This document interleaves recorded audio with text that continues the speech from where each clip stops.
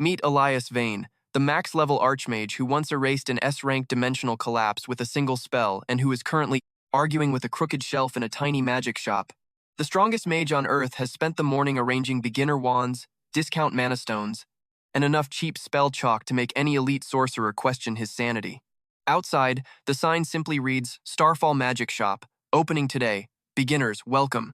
Turns out, Elias has a very good reason for suddenly becoming a shopkeeper. 3 nights ago, while every orbital observatory watches an empty patch of space beyond Neptune, our archmage sees something the machines cannot. The stars blink out, not explode, not dim.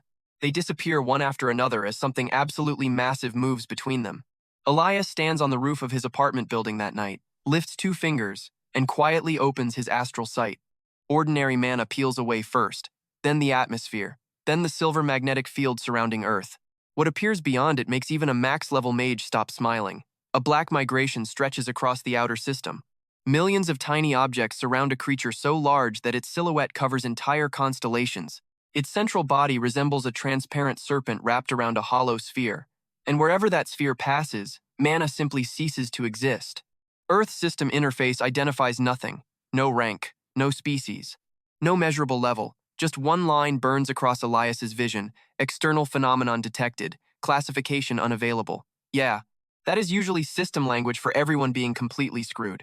Elias spends the next 3 nights checking every possible interpretation. The answer only gets worse. The creature is moving directly toward Earth, and Earth's strongest defenders have absolutely no idea it exists. That is why Starfall Magic Shop opens on a rainy Monday morning between a laundromat and a convenience store. At exactly 8, Elias straightens the stubborn shelf by tapping one corner with his shoe. The entire thing snaps perfectly level. He nods once. Problem solved. Around him sits what looks like the least impressive collection of magical merchandise in the city. Copper training rings hang beside paper talismans. Glass jars contain powdered moonstone worth less than the jars themselves. Beginner grimoires occupy an entire wall, and every single one covers painfully basic subjects like mana circulation, spell stability, and how not to set someone's eyebrows on fire. Elite hunters would walk straight past this place. That is intentional. Elias does not need elite hunters. He needs beginners. See, modern spellcasters learn magic backward. Awakened mages receive a class. Learn whatever flashy abilities match it. Grind levels inside dimensional zones, and patch their terrible fundamentals with expensive equipment. It works beautifully right up until something interferes with Earth's system. The thing beyond Neptune does exactly that. Elias tests the effect himself. He creates a tiny flame above one finger using a registered system skill. The fire flickers. Then he casts the same flame through a raw geometric spell matrix learned long before system-assisted casting becomes popular. The second flame burns perfectly. That difference decides everything. If the approaching creature reaches Earth, system-dependent magic becomes unreliable. The strongest hunters on the planet may suddenly discover that their legendary abilities are very expensive decorations. Beginners, strangely enough, are easier to fix. They have fewer bad habits. The bell above the shop door rings. Elias glances up.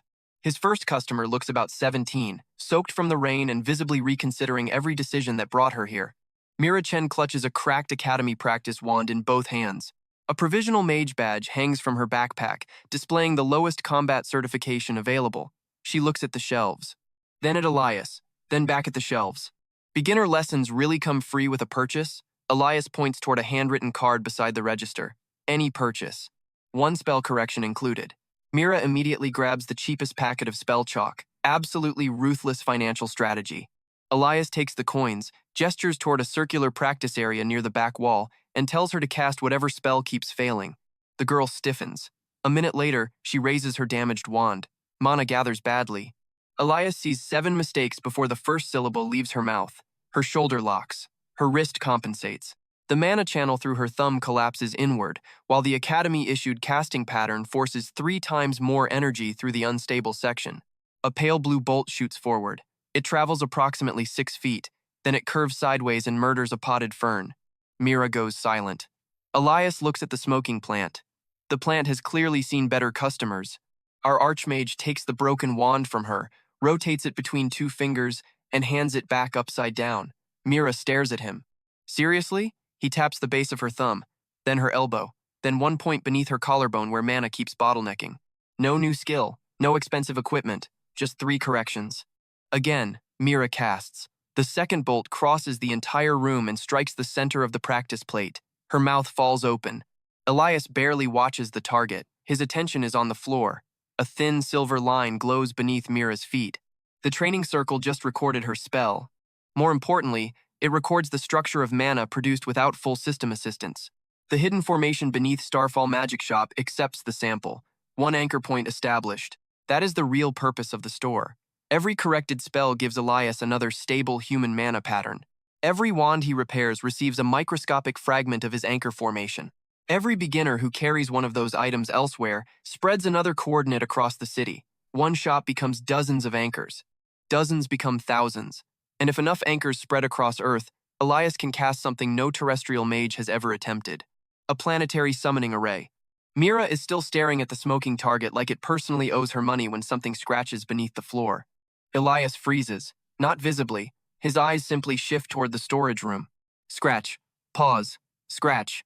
That should not happen. The hidden summoning circle beneath the building is incomplete.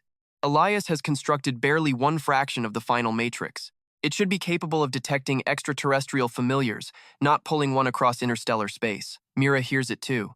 Rat? Elias walks toward the storage room. The scratching stops. He opens the door. A bag of powdered quartz falls over. Behind it sits the strangest rat in human history. The creature is barely larger than Elias's hand. Black fur covers most of its body, but tiny silver points shimmer inside that fur like distant stars. Two oversized ears fold against its head. Its tail splits into 3 translucent strands, and the tips glow whenever it breathes. It bears ridiculously small teeth. Mira peeks around Elias. That is definitely not a rat. Correct. The system finally manages a partial response, unknown summoned organism, juvenile state, origin outside registered dimensional network. Then even that message breaks into unreadable symbols. Elias crouches. The creature tries to growl. What comes out sounds like a squeaky door. Our guy extends one finger. The tiny beast bites him. Its teeth cannot even break skin. Embarrassing. Still, Elias's expression changes. He recognizes the constellation pattern inside its eyes. Years ago, during his final advancement beyond Earth's normal level ceiling, Elias reaches a dead region on the far side of a dimensional gate. No monsters live there. No mana flows there. Only enormous fossilized skeletons drift through black space. One skeleton has the same 3-tailed structure, except that one is longer than a city. Elias had assumed the species extinct. Apparently, extinction has filed an appeal. He places 2 fingers against the creature's forehead. A raw contract matrix unfolds without assistance from Earth's system. Silver symbols travel across the floor, climb Elias's wrist, and settle into the animal's fur. The response comes immediately. Species information remains damaged. Age remains unreadable. Combat capacity is almost non-existent. But one fragment translates, Astral Guardian Lineage. Now that is interesting. Elias names the creature Kepler. Kepler immediately tries to eat the contract light. Mira decides this is adorable. Elias decides this is going to be complicated. Then the shop windows shake. Not from thunder. The vibration comes from above. Every magical device in the store flickers at once. The lights dim. Mira's practice wand discharges a blue spark without being touched. Elias turns toward the ceiling. Something has entered the atmosphere. He is already moving before the city's emergency sirens begin. The back door opens with a flick of his hand. Elias steps into the narrow alley, Mira following until one look from him makes her stop beneath the awning. High above the clouds, an object burns green. Most people on the street take out their phones. Elias activates astral sight. The falling object is not a meteor. It is alive. Worse, it carries exactly the same dead mana signature as the thing approaching from beyond Neptune. A scout. The object punches through the clouds. Air explodes around it. Military tracking systems finally notice, and emergency notifications start hammering every phone in the district. Elias raises one hand, then pauses. Destroying the creature with a max-level spell would announce his presence to every high-rank mage, government agency, dimensional observer, and possibly the monster that sent it. Bad idea. So the world's strongest archmage reaches into his apron instead. He pulls out beginner spell chalk. Honestly, sometimes dignity just has to take the day off. Elias draws 3 symbols on the wet pavement. Mira watches from the doorway. She recognizes the first. It is the same stability pattern he just taught her. The second rotates the flow. The third points upward. The burning creature drops lower. A glimpse of its true body appears through the fire, 6 folded limbs surrounding a black crystalline core. Elias completes the final line. Mira's earlier spell residue flows out of the shop's training circle. The tiny amount of beginner mana enters his formation. That should be useless against an extraterrestrial monster. Instead, Elias multiplies its structure rather than its power. One stable pattern becomes 10, 10 become hundreds. Hundreds form a lattice. The approaching scout hits an invisible net approximately half a mile above the district. Its descent stops instantly. People scream below. Phones keep recording. Nobody understands why a meteor just freezes in the sky. Elias closes his hand. The lattice twists. The creature folds inward with a sickening crack and collapses into a chunk of black crystal no larger than a fist. He catches it before it hits the ground. No explosion, no legendary spell signature, no evidence of a max-level archmage, just an inexplicable meteor fragment landing behind a discount magic shop. Clean enough. Then Kepler launches itself out of the doorway. The tiny beast lands on Elias's arm, scrambles toward the crystal, and bites it. Elias actually moves this time. Too late. Kepler swallows a fragment. Silver light erupts through its fur. Its legs buckle immediately. Mira rushes forward, but Elias catches the creature before it hits the pavement. A pattern emerges across Kepler's back. 7 silver points, 1 broken circle, and a crown-shaped mark in the center. Elias's gaze hardens. The dead skeleton he discovered years ago carried the first 2 symbols, not the crown. That symbol belongs to something else. Something has modified this guardian bloodline, or marked it. The approaching cosmic creature suddenly stops looking like a wandering predator. For the first time, Elias considers the uglier possibility. It may be coming to collect something. Kepler opens its eyes. They shine brighter now. The little guardian weakly lifts one paw toward the black crystal, clearly prepared to continue the worst meal plan on Earth. Elias takes the fragment away. Kepler looks personally betrayed. Mira laughs before realizing the terrifying meteor is still sitting in her teacher's hand. Sirens grow louder several streets away. Elias returns inside. He locks the crystal in a plain wooden drawer beneath the register, right beside spare receipt paper. Then he walks to the basement. Starfall Magic Shop looks tiny from the street. Its basement is another matter. Silver geometric lines cover the concrete floor from wall to wall. A model of Earth floats above the center, constructed from thousands of unfinished magical coordinates. Only one point currently burns. The shop. Elias places Kepler beside it. The juvenile guardian curls around the glowing coordinate and immediately falls asleep. A new thread extends from the model. It does not point toward the city. It shoots straight upward. Past the atmosphere. Past the moon. Past Mars. Somewhere beyond the visible system, something answers. Not one presence. Hundreds. Massive heartbeats ripple across Elias's summoning sense, distant enough to feel like stars pulsing inside his skull. Galactic beasts. Still alive. Still listening. But the incomplete array cannot reach them yet. Elias looks at the single glowing coordinate representing his shop. Then at the boxes of beginner equipment stacked along the basement wall. Every item can carry another anchor. Every newbie can unknowingly extend the formation, and Earth is going to need all of them. Upstairs, Mira notices another handwritten card beside the register. Beginner workshop. Tomorrow morning. Bring the worst wand available. She takes a picture and sends it to her academy group chat. Within seconds, replies begin arriving. One student wants help with fire magic. Another cannot maintain a shield. A third has failed the basic familiar spell 6 times. More messages appear. Elias hears every notification from below. One anchor suddenly does not seem so lonely. He reaches into the center of the planetary formation and presses the captured black crystal beneath Earth's floating image. The entire array trembles. Kepler's 3 tails light up. Far beyond the moon, the first enormous shape turns toward Earth. Elias calmly locks the crystal into place, activating Starfall Magic Shop's first true summoning beacon. By 7 the next morning, Starfall Magic Shop has a line stretching past the laundromat. Elias looks through the glass door. Then he looks at Mira. Mira very carefully avoids eye contact. Her innocent little picture in the academy group chat has apparently committed marketing violence overnight. 7 students become 14. 14 bring friends. By opening time, 23 beginner mages are waiting outside with cracked wands, unstable staffs, failed familiars, cheap grimoires, and the particular expression of people who have already spent too much money trying to become slightly less terrible at magic. Perfect. Elias flips the sign to open. Chaos enters immediately. One student cannot produce fire without burning his sleeves. Another creates barriers that collapse whenever something actually hits them, which defeats the entire philosophical purpose of a barrier. A nervous summoner named Jonah Reed has spent 6 months trying to summon a familiar and somehow keeps producing empty circles with mildly offended-looking smoke. Elias takes them one at a time. No lectures, no inspirational speeches. He watches each student cast once, identifies the structural mistake, then makes the smallest possible correction. A thumb moves half an inch, a stance widens, a breathing rhythm changes. One spell syllable gets removed entirely. The results are ridiculous. A fireball that barely reaches the ceiling suddenly crosses the entire practice room. A shield that breaks under a thrown eraser survives a full training bolt. Jonah's seventh familiar attempt finally produces something living. Unfortunately, it is a frog. Jonah stares at it. The frog stares back. Elias considers that technically successful and moves on. Meanwhile, every successful spell feeds the silver formation hidden beneath the floor. 23 students. 23 stable casting signatures. 23 new variations of human mana. The planetary model downstairs quietly gains another ring of light, but our archmage is not collecting power. He is collecting compatibility. That difference matters. A normal summoning spell creates a bridge between one caster and one creature.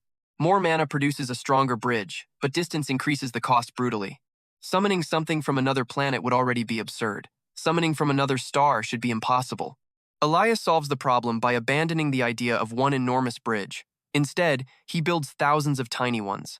Every training item sold by Starfall carries a hair-thin silver rune hidden beneath the manufacturer's enchantment. Each rune records local mana, synchronizes with the shop, and becomes one tiny piece of a much larger coordinate. A beginner buys a wand. An anchor enters a dormitory. Another carries spell chalk home. An anchor reaches another district. Someone lends a practice ring to a cousin. Another coordinate moves across the city without anyone thinking twice. It is not powerful. It does not need to be. A single thread cannot pull a galactic beast across space. A planetary web just might. Elias works behind the register between lessons, engraving the next batch with a needle no ordinary customer notices. Mira catches him doing it. What are those marks? Inventory seals. Technically true. The inventory just happens to include Earth. She accepts the answer and goes back to helping Jonah negotiate with his frog. Beneath the counter, Kepler pokes its head out of a cardboard box. The juvenile guardian has changed overnight. Yesterday, the creature fits in Elias's palm. Now it is almost the size of a house cat. Its three translucent tails have become more solid, silver markings run down its spine, and tiny curved horns are beginning to push through the black fur above its eyes. Its appetite has also evolved from concerning to criminal. Kepler eats 3 moonstone shards, 2 mana batteries, half a packet of enchanted jerky. Then it attempts to swallow a beginner wand. Elias removes the wand from its mouth. Kepler bites the other end. For several seconds, the strongest mage on Earth participates in an extremely undignified tug-of-war with a cosmic animal. Mira walks around the corner. She stops. Elias stops.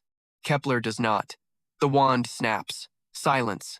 Mira slowly returns to the front of the shop. Our guy places Kepler back into the box. The guardian immediately climbs out. At least the creature is getting stronger. More importantly, its growth provides Elias with usable information. Kepler does not absorb ordinary mana the way terrestrial familiars do. Its body takes magical energy, strips away the system-defined structure, and rebuilds that energy into something denser. Raw astral essence. That explains why the Black Scout fragment affected it so dramatically. The material carries energy from outside Earth's magical framework. Elias places an ordinary mana crystal on his workbench. Kepler sniffs it. Nothing. Then the archmage puts a grain shaved from the captured black crystal inside a sealed glass vial. The creature's ears instantly stand upright. Interesting. Elias moves the vial behind his back. Kepler tracks it, under the table, over his shoulder. Inside a lead-lined box, the tiny guardian still points directly toward it. That gives Starfall Magic Shop its first extraterrestrial detection system. The detector just happens to demand snacks afterward. By midday, Elias closes the front door for an hour and carries several boxes downstairs. The planetary formation has expanded. Dozens of silver points now surround the shop's central coordinate. Not enough. Not remotely enough. The presence beyond Neptune continues moving. Elias projects the creature's last known position above the model. The distance has changed. It should have crossed only a fraction of its previous path. Instead, the black marker has moved almost twice that far. Its speed is increasing, so his original timeline is already wrong. Elias had estimated several months before direct contact. That estimate is useless now. The max-level mage does not waste time being shocked. He removes the old projection, recalculates the acceleration. Then he physically rearranges 3 concentric rings in the formation. The plan changes with them. Training one neighborhood will not be enough. The shop needs distribution. Fast. Elias returns upstairs and removes the handwritten limit of 1 corrected spell per customer. Mira notices. You are offering group classes now? Elias slides a crate of cheap practice rings onto the counter. Starting tonight, Mira looks at the enormous pile. How many? As many as fit. That evening, the shop becomes packed. Students sit between shelves. 2 occupy the stairs. Jonah's frog somehow receives its own stool. Elias stands in the middle of the room holding a single piece of chalk. He draws a circle on the floor, then another inside it. Most magic academies teach students to overpower unstable spells by increasing mana input. Elias teaches the opposite. Reduce the spell until failure becomes impossible. A fire mage begins with heat, not flame. A barrier caster begins by hardening 1 square inch of air. A summoner learns to maintain an empty connection before calling anything through it. The lesson looks embarrassingly basic. Then the students try it. Mana consumption drops, failures decrease. Spell stability shoots upward. Mira manages 13 consecutive bolts without one veering sideways. Jonah maintains his familiar circle for almost a minute. His frog still refuses to leave, but that seems to be a personal matter. The hidden formation beneath them absorbs every successful repetition. Silver threads multiply. 1 becomes 5. 5 become 30. 30 branch outward as students leave carrying their repaired equipment. Elias watches the network extend across the district. Then something goes wrong. Kepler screams. Not growls, not squeaks. Screams. The Guardian launches from its box and slams into a student near the doorway. A boy named Theo Mercer falls backward in complete confusion. The mana crystal in his pocket rolls across the floor. Kepler lands between him and the crystal with all 3 tails standing straight up. Elias moves instantly. The crystal looks ordinary. Cheap blue quartz, standard beginner grade. Then astral sight strips away the surface. A black filament pulses inside it, the same dead mana signature as the scout. Our archmage closes 2 fingers. A containment sphere locks around the crystal. Every active spell in the room immediately flickers. The students fall silent. Mira's expression changes. Yesterday's falling creature is one thing. A piece of that same energy sitting inside store-bought magical equipment is another. Elias asks Theo where the crystal came from. Academy supply kiosk. That answer is bad. Theo digs through his backpack and produces the receipt. The shipment arrived that morning. Elias scans the supplier name. Northline Arcane Materials, one of the largest beginner equipment distributors on the continent. This is worse. Kepler circles the contained crystal. The Guardian's silver markings brighten. Then something new happens. Its 3 tails spread apart. A thin ring of starlight forms between them. The ring passes over the contaminated crystal. For half a second, the black filament becomes visible to everyone. Mira sees it. Theo sees it. Every student in the room sees it. Then Kepler snaps its jaws. The filament gets ripped out of the quartz without breaking the crystal. Black energy twists through the air. Kepler swallows it. The little Guardian immediately collapses onto its backside. Its horns grow another fraction of an inch. A silver symbol appears beneath one paw. 7 points surrounding a broken circle. No crown this time. Elias crouches beside it. Kepler looks dizzy. Then it burps a tiny star-shaped spark. The room remains completely silent. Jonah finally looks at his frog. The frog offers no useful explanation. Elias collects Theo's contaminated crystal and checks every other piece of equipment in the shop. Nothing. So the infection is not random environmental exposure. Something entered Northline's supply chain. Maybe 1 piece. Maybe thousands. Our archmage closes the class early. He refunds nobody because everyone actually learned something, and there are limits to generosity. After the students leave, Mira stays. She begins stacking chairs without being asked. Elias inspects the contaminated quartz beneath a magnification ward. Inside the crystal, where the black filament once rests, something has been etched at a microscopic scale. 7 points. A broken circle, and beneath them, a sequence of magical notation so old that Earth's system refuses to translate it. That alone is strange. Elias knows dead languages from 3-dimensional civilizations. He has seen pre-system runes. Dragon syntax. Demonic contracts. This is none of them. Yet one symbol is disturbingly familiar. It resembles the control mark that appeared inside his own max-level interface when he first unlocked astral summoning. Not identical. Older. Incomplete. Like his spell descends from whatever language created this mark. That should not be possible. Elias developed astral summoning after reaching Earth's level ceiling.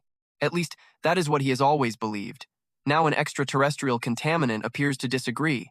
He seals the crystal inside a metal case. No conclusions yet. One unknown symbol does not rewrite reality. It simply earns a place on the board. Kepler climbs onto the workbench and places one paw on the case. The silver mark beneath its paw reacts. For a moment, both symbols pulse together. Then they go dark. There is the second problem. And Elias has no intention of solving it by guessing.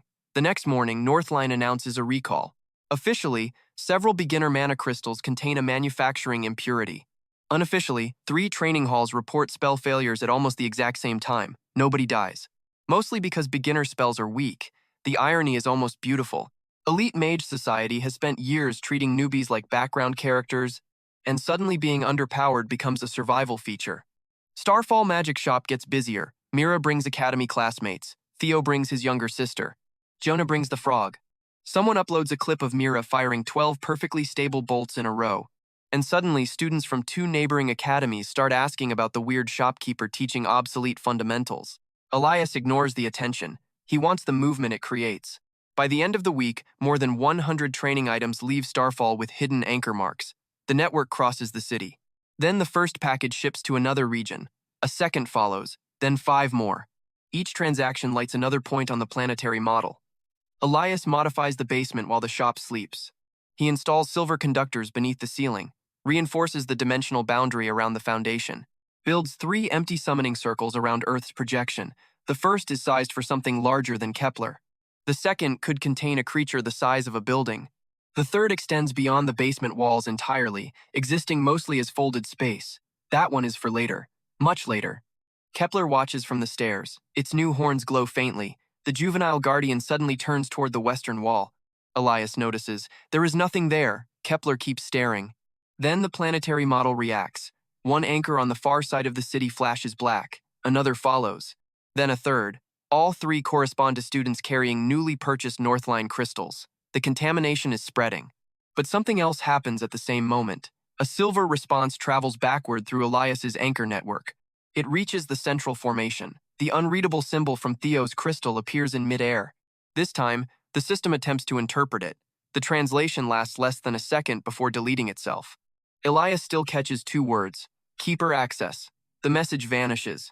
Every light in the basement goes dark. Then Kepler's eyes open in the darkness. Far above Earth, beyond every satellite and every human telescope, something enormous answers the incomplete beacon with a roar that travels through magic instead of sound. Elias picks up a fresh engraving needle. He places the next crate of beginner wands on his workbench. Then the hidden summoner begins marking every single one. 3 days after Northline recalls its mana crystals, the company sends representatives to every academy in the city. That is how Elias ends up standing inside the largest beginner training arena on the eastern campus, wearing a shop apron while several hundred students whisper about him. Starfall Magic Shop has become annoyingly famous. Apparently, teaching basic magic that actually works is considered revolutionary now. Mira stands beside him with considerably more confidence than she had a week ago. Her cracked academy wand is still cracked because Elias refuses to replace equipment that functions perfectly well after repair. She raises it. 12 blue bolts hit 12 moving targets. Every strike lands almost dead center. The academy instructor running the demonstration lowers his clipboard. A few students begin recording.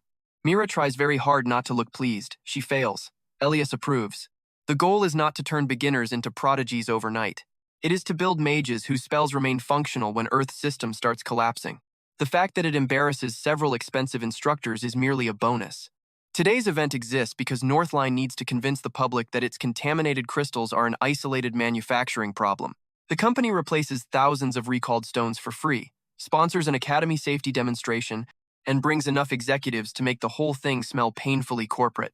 Elias pays attention to none of them. Kepler does. The juvenile guardian rides inside an open equipment bag near his feet. Its body is now twice its original size, and the 3 tails behind it have developed thin silver edges. The tiny horns above its eyes curl backward like unfinished crescents. More importantly, it has been staring at the Academy's underground storage vault since arriving. That is not encouraging. Elias checks the anchor map inside his head. 47 Starfall items are currently inside the Academy. Practice rings, repaired wands, spell cards, beginner focusing chains. Each one quietly feeds a coordinate into the shop's hidden network. 47 local anchors are more than enough for detection. Not enough for a true summon. At least, that was true yesterday. The system gives Elias another quiet readout. Planetary lattice synchronization has reached 0.03%. External resonance detected. 0.03%. Pathetic on paper. Potentially terrifying in practice. Our archmage closes the message. Across the arena, a Northline executive named Damon Rusk steps onto the central platform. Rusk is polished, wealthy, and currently explaining how rigorous quality controls make another contamination event practically impossible. Kepler's fur stands straight up. Talk about timing. Elias turns toward the underground vault. Something pulses beneath the floor. Once. Twice. Then 40 Academy spell lamps go black at exactly the same moment. The third pulse cracks the arena. Students stumble as a section of stone flooring lifts 6 inches and drops again. Rusk stops talking. An alarm starts screaming. The vault doors below burst open. Black lines spread through the floor like veins beneath skin. Every replacement crystal north line brought to the Academy begins vibrating inside its storage cases. Not dozens, hundreds. Elias finally understands the recall. The contaminated stones are not defective, they are connected. Someone has scattered pieces of the same extraterrestrial organism through Earth's mana supply. And now those pieces are calling each other home. The arena floor explodes. A mass of black crystal tears upward through the platform. Damon Rusk disappears beneath flying debris. Students scream. Instructors cast immediately. Fire, lightning, binding chains, ice spears. Dozens of system-registered attacks hammer the creature before it fully forms. For half a second, the response looks overwhelming. Then every spell dies, not blocked. Consumed. The black crystal unfolds into 6 angular limbs, each one covered in channels that drink structured mana directly out of the air. A hollow head rises between them, and where a face should exist, a rotating cavity pulls light inward. The system attempts classification. The interface behind Elias's eyes stutters composite extraterrestrial organism, threat estimate unstable, registered spell resistance beyond measurable threshold. So naturally, one Academy instructor shouts for everyone to use stronger registered spells. Brilliant. A senior combat mage fires a massive spear of flame. The creature absorbs it. Its body gets larger. Elias steps onto the broken platform. The creature swings. He could erase it instantly. One unrestricted max-level attack would reduce the entire arena and several nearby buildings to extremely educational dust. That is unacceptable, so Elias raises a beginner barrier instead. The black limb smashes into him. His shield cracks. The impact drives the hidden summoner backward across the floor. Students gasp. Mira takes 1 step toward him. Elias lifts 2 fingers. Stay back. The creature strikes again. He lets the second impact hit the barrier. Another crack spreads across it. Now he sees the flow. The monster does not negate magic universally. It targets completed system structures. Every registered skill contains a tiny standardized command layer linking the caster to Earth's magical interface. The creature eats that layer first.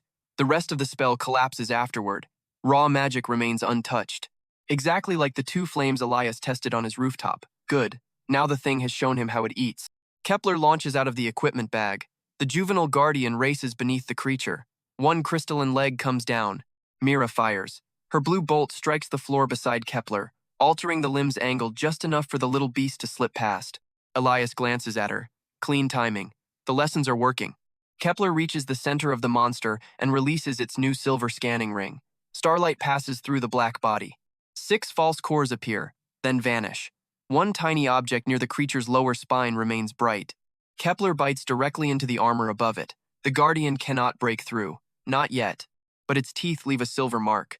That is enough. Elias finally smiles. He turns toward the students carrying Starfall equipment. Keep your practice spells active. Confusion. Then Mira understands first. She creates the smallest bolt she knows. Not an attack, just a stable blue spark. Jonah Reed raises both hands and maintains his empty familiar circle. His frog sits inside it, apparently having accepted employment. A barrier student hardens a tiny square of air. Another creates a thumb-sized flame. Basic. Weak, almost laughable. 8 students follow, then 12. Their beginner magic spreads around the arena. The black creature ignores them. There is not enough power worth consuming. That mistake is about to become expensive. Elias places 1 hand against the broken floor. Every Starfall anchor answers. 47 silver threads appear beneath his palm. He does not combine their mana. He combines their coordinates. 1 spell gives direction. Another provides distance. A third stabilizes dimensional pressure. 47 weak signals become 1 precise location. Then Elias reverses the structure. Instead of sending power outward, he gives something outside Earth a path inward. The skill has never appeared in any terrestrial spell database. A message burns briefly across his mind. Exclusive spatial formula recognized. Constellation gate established. Synchronization insufficient for full manifestation. Full manifestation is unnecessary. A silver crack opens above the arena. It is barely 3 feet long. Something enormous looks through from the other side. One golden eye fills the entire opening. The black creature stops attacking. For the first time, it tries to retreat, way too late. A hooked beak punches through the gate. Only the head fits. That head alone is larger than a truck. Feathers resembling burning nebulae flare around its neck, while miniature rings of light orbit its crown. Elias recognizes the species from a fragmentary astral bestiary, a Helios rock, juvenile. Apparently juvenile means something different when the species lives between stars. The galactic predator sees Kepler's silver mark. Then it strikes. One bite. The black monster gets ripped apart from the inside. Its system-devouring channels shatter simultaneously. Mana explodes back into the arena. The instructor's failed spells reappear as harmless sparks. The Helios rock swallows the marked core. Its golden eye turns toward Elias. For one very uncomfortable second, hundreds of students stare at an extraterrestrial bird staring at their local discount shopkeeper. Elias releases the coordinates. The constellation gate closes. Silence follows. Then a chunk of ceiling falls. Yeah, reality finally catches up. The remaining black crystal collapses across the arena. Elias moves before anyone else. He drives his palm into the largest fragment and uses raw geometric magic to seal every surviving filament. The monster's stolen mana flows out. More importantly, the anchor network receives something new. A complete extraterrestrial resonance pattern. The planetary lattice jumps. 0.03% becomes 0.05. Still tiny, but the increase from one battle is enormous. Kepler crawls out of the shattered creature carrying a black crystal piece in its mouth. The juvenile guardian drops it at Elias's feet. Then it places one paw proudly on top. Its silver mark has changed again. The 7-point formation now stretches across its foreleg. Elias examines the fragment. This one contains no crown symbol. Instead, microscopic lines form what looks disturbingly similar to a map, not of Earth, not of any constellation humanity recognizes. He seals it before anyone else gets close. Around them, academy instructors finally regain control. Students evacuate. Emergency healing teams arrive. Damon Rusk crawls out from beneath a destroyed presentation table with a broken arm and considerably less corporate confidence. Elias lets him live. Rusk is more useful terrified than unconscious. The Northline executive stares at the black wreckage. That material was checked. Elias turns toward him. Rusk keeps talking. Every replacement batch passed inspection. There was nothing inside them when they left the processing facility. Now that matters. If true, contamination occurs after production. Someone or something is infecting the crystals inside Earth's distribution network. The approaching cosmic entity is not simply flying toward the planet. Pieces of its ecosystem may already be here. That changes the schedule again. Elias mentally discards another part of his original plan. Training beginners remains necessary. But spreading anchors through one small shop is too slow. Starfall needs access to academies, training halls, supply stores, and eventually other cities. The battlefield just got larger. Unfortunately, several hundred people have also watched Elias open a dimensional gate nobody understands. Keeping a low profile becomes slightly more difficult after summoning a bird head the size of public transportation. By evening, the videos are everywhere. Most recordings fail to capture the Helios rock clearly. Dimensional distortion reduces it to a golden silhouette and one enormous eye. That does not stop the internet. People call it the solar dragon, the giant space chicken, the academy godbird. Elias hates the third name slightly less than the second. More important is what the footage shows before the summon. Beginner students maintaining tiny spells while elite attacks fail. That part spreads even faster. Starfall's waiting list triples overnight. Academy instructors who dismissed Elias's methods start requesting his training notes. 2 other schools ask whether Starfall can run beginner workshops. A small hunter guild orders 50 stability rings. Elias accepts everything, not for money. Every order is another anchor. Every student becomes another stable node. Every city reached by one of his products brings the planetary formation closer to completion. Late that night, Elias returns to the ruined arena after investigators finish. Kepler follows beside him. The creature now reaches his knee, and its footsteps leave silver sparks that fade almost instantly. It stops where the black monster first emerged, then it scratches at the floor. Elias lifts the broken stone. Beneath it sits one contaminated mana crystal untouched by the battle. He examines the microscopic engraving. 7 points. Broken circle, crown, and this time a second symbol has appeared beside it. A doorway. Elias places the crystal near Kepler's paw. The markings resonate. The system tries to translate the ancient notation again. Keeper access remains locked. One hidden line reports before corrupting into static. Then another phrase becomes readable. Planetary sanctuary status, incomplete. Elias's eyes narrow. Earth's system has no category called planetary sanctuary. At least, none that modern mages know about. Kepler presses its paw against the doorway symbol. Something responds deep beneath the academy, not in the basement, far deeper. For a heartbeat, Elias senses an enormous magical structure buried miles below the city, then it vanishes. Our archmage looks down at the broken arena. The extraterrestrial threat is no longer the only mystery on the board. Earth itself is hiding something. The next morning, Starfall Magic Shop opens exactly on time. Hundreds of students are already waiting. Elias steps behind the register, sets the recovered crystal beneath the counter, and hangs a new map of the country on the wall. Then he marks the locations of every academy that requested a workshop. The planetary web begins expanding. 2 weeks after the academy incident, Starfall Magic Shop stops being a neighborhood secret. The shop itself remains painfully small. The network beneath it does not. Every morning, delivery workers carry boxes of practice rings, beginner wands, focusing chains, and spell cards out through the front door. Every evening, new orders arrive from training halls Elias has never visited. 3 academies become 7, 7 become 12. Then the first package crosses the ocean. Elias stands in the basement and watches silver lights spread across the floating model of Earth. 2,816 active anchors, 12 cities, 4 academy campuses, 6 independent training halls. Hundreds of beginner mages unknowingly carrying pieces of the largest summoning formation ever constructed. Planetary synchronization reaches almost 1%, still nowhere near enough to bring a full-grown galactic beast through. Enough to make space start paying attention. The Helios rock proves that.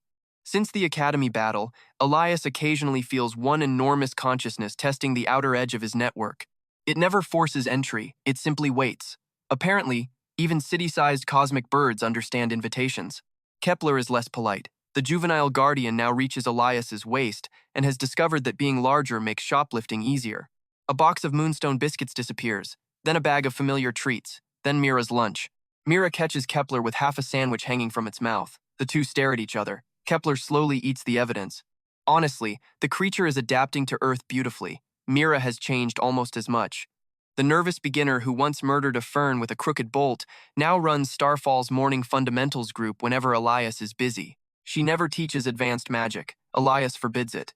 Instead, she drills breathing, flow stability, silent casting, and raw spell geometry until the students can maintain basic magic without relying on system correction. Those exercises look boring. They are also exactly why no Starfall-trained student loses control when another contaminated mana crystal appears. The crystal shows up in a training center 3 cities away. Kepler notices before anyone there does. The Guardian is sleeping beside the register when all 3 tails suddenly snap upright. A silver ring spreads beneath its paws. Instead of stopping at the shop walls, the ring enters one of Elias's anchor marks. Then another, then another. The signal jumps through the planetary lattice.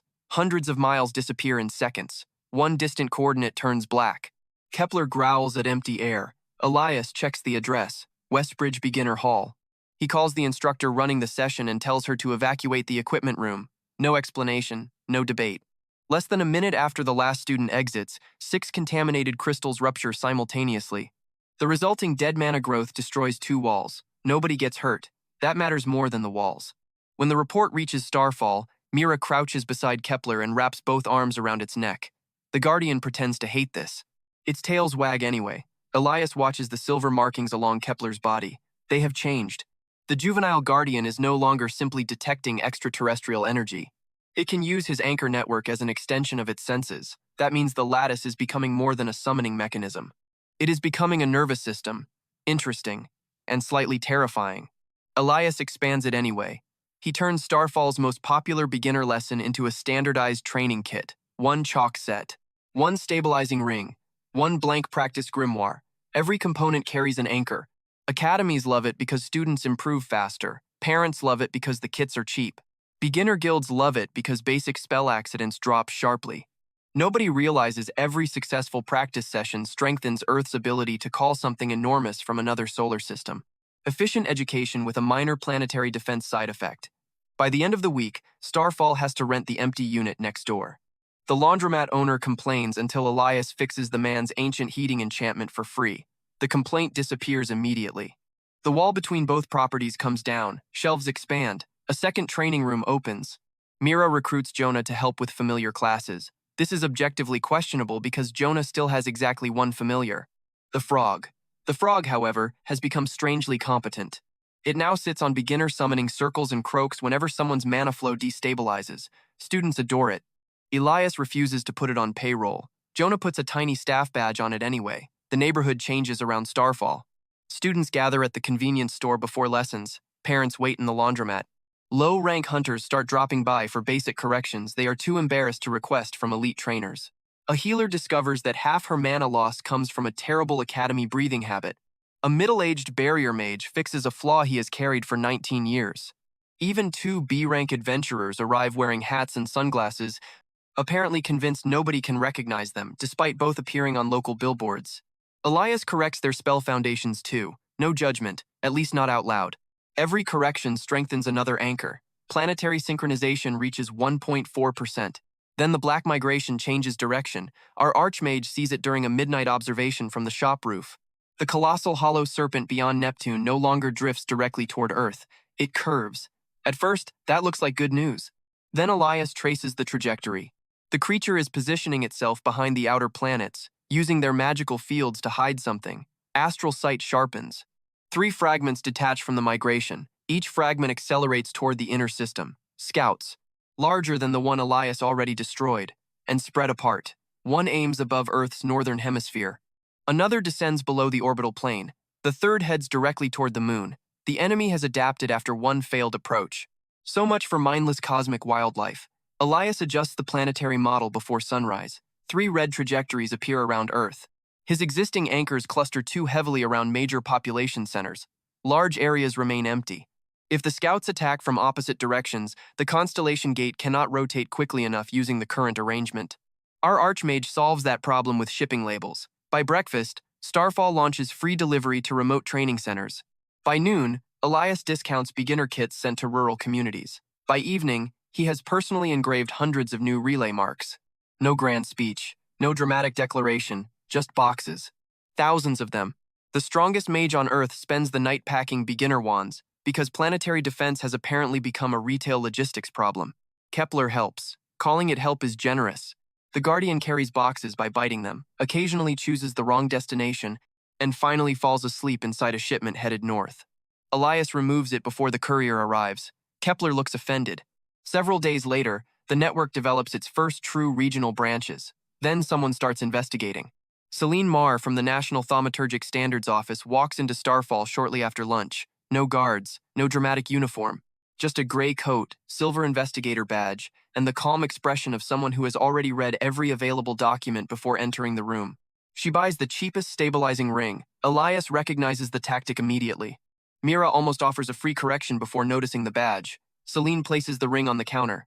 These devices outperform Academy standard stabilizers. Elias rings up the purchase. They are circles made of copper. Exactly. She turns the ring between 2 fingers. Her eyes pause on the inner surface. The anchor rune is hidden beneath the stabilizing inscription. An ordinary mage cannot see it. Celine almost does. Almost. Elias hands her the receipt. The investigator does not leave. The Academy attack produced an undocumented summon. Lots of undocumented things happen at academies. Mira suddenly becomes extremely interested in organizing receipt paper. Celine watches Elias for another second. Then she smiles faintly. That answer was terrible. Accurate. Still, she does not push. Instead, she asks to observe the afternoon beginner workshop. Elias allows it.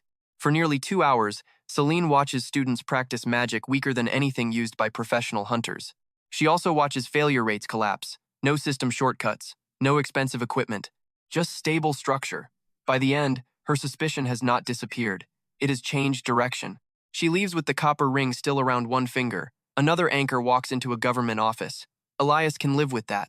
Later that night, Kepler activates its detection field again. This time, no anchor turns black. One turns gold. Elias stops engraving. Gold has never appeared before. The coordinate sits underneath a municipal reservoir near the edge of the city. Not inside a training hall, not inside a customer shipment. Underground. The location predates Starfall's network, meaning the anchor was already there. Kepler walks to the basement model. Its 3 tails spread. The golden coordinate responds. Then another appears beneath a different city. A third lights up offshore. A fourth emerges underneath a mountain range. None belong to Elias. For several seconds, the planetary model shows 2 networks at once. His young silver lattice, and something ancient sleeping beneath it. The golden lights vanish almost immediately. Kepler stares at Elias. Our archmage grabs his coat. An hour later, he stands beside the municipal reservoir while Kepler scratches furiously at a maintenance hatch. The official tunnel beneath it ends after several hundred feet. Kepler keeps going. Elias touches the concrete wall. Raw mana moves through it. The material behind the concrete is not stone. He breaks the outer layer carefully. A black metallic surface appears underneath. No rust, no seams. No registered magical signature, just one engraved symbol, 7 points. A broken circle, a crown. Elias's expression goes completely still. The same mark exists on Kepler. The same structure appears inside contaminated crystals. And part of it resembles the control language behind astral summoning. Except this wall has been buried beneath the city longer than the city itself. Kepler presses its paw against the crown. Nothing happens. Elias tries registered unlocking magic. Nothing. He tries raw geometric mana. The metal absorbs it without reaction. Then he notices a shallow groove beneath the symbol. Circular. Exactly the size of a starfall stabilizing ring. That is absurd enough to deserve testing. Elias removes one from his pocket and places it into the groove. The cheap copper touches the ancient metal. His hidden anchor rune activates. Something several miles below them wakes up. A vibration passes through the tunnel. Dust falls from the ceiling. Golden lines spread across the wall. The system interface goes blank. Not disrupted. Dismissed. For the first time since Elias awakened as a mage, Earth's system disappears completely from his perception. Then new writing appears directly on the black metal. No floating screen. No modern spell language. Physical letters burn themselves into the wall. Kepler crouches. Its fur shines like a piece of the night sky. The first line remains unreadable. The second contains the symbol for Earth. The third produces a word Elias has already seen. Keeper. Then the ancient door opens less than an inch. Air escapes from the other side. It smells impossibly old. Elias catches the gap before it closes. Behind the door sits a corridor descending at an angle no human tunnel engineer would ever use. Golden constellations cover its walls. At the far end, something floats above a pedestal, a transparent sphere. Inside it is a miniature image of Earth surrounded by enormous animal silhouettes. One resembles the Helios rock. Another has 3 tails. The largest wraps around the planet itself. Kepler makes a sound Elias has never heard before. Not fear, recognition. Our archmage releases the door. It seals immediately. The system returns. A quiet readout appears behind his eyes. Unauthorized sanctuary layer detected. Modern interface lacks administrative clearance. That settles one thing. The structure beneath Earth is older than the system mages have been using for generations. And whatever built it knew about galactic beasts. Elias returns to Starfall before dawn. He places the copper ring from the reservoir beside Theo's contaminated crystal and the fragment recovered from the Academy. 3 separate objects, 3 matching symbols. On the planetary model, another ancient golden coordinate flickers into existence. This one is directly beneath Starfall Magic Shop. Elias looks down. Kepler does the same. The juvenile guardian walks to the center of the basement. Then it starts digging at the floor. Elias moves the planetary model aside, kneels beside the exact spot Kepler has chosen, and presses his palm against the concrete. Something below the shop answers with a heartbeat. He retrieves his engraving tools and begins opening the floor. The concrete beneath Starfall Magic Shop is nearly 4 feet thick. The structure below it is much older. Elias cuts through the floor shortly after midnight, removes the final slab, and finds black metal staring back at him. No pipes, no soil, no building foundation, just a perfectly smooth circular door engraved with 7 points surrounding a broken ring. The crown sits at its center. Kepler immediately jumps into the hole. The guardian lands on the ancient metal, sniffs twice, and places one paw against the crown. Nothing happens. Elias lowers himself beside it. He already knows registered magic is useless here, so he skips that mistake. Instead, the archmage takes one of Starfall's cheapest copper stabilizing rings and presses its hidden anchor rune against the door. Silver light spreads across the metal. Kepler's markings ignite. Then the ancient structure responds. Gold races through the 7-point symbol. The door opens, not downward. The metal separates into thousands of microscopic pieces and folds sideways through space, revealing a staircase where solid Earth should exist. Kepler goes first. Of course it does. Our archmage follows. The staircase descends far deeper than the dimensions beneath the shop physically allow. Concrete disappears after the first few yards. Black metallic walls replace it, covered with faint lines resembling constellations. Elias counts the turns. By the 5th, they should be beneath the neighboring street. By the 10th, they should be inside bedrock. By the 20th, ordinary geometry has given up completely. Folded space, ancient folded space. And the construction is cleaner than anything Elias has ever created. That is mildly irritating. The staircase ends inside a circular chamber. At its center floats the same transparent sphere he glimpsed beneath the reservoir.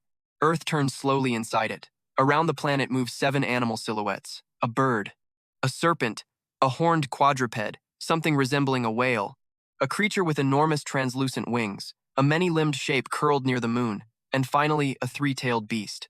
Kepler stops breathing for half a second.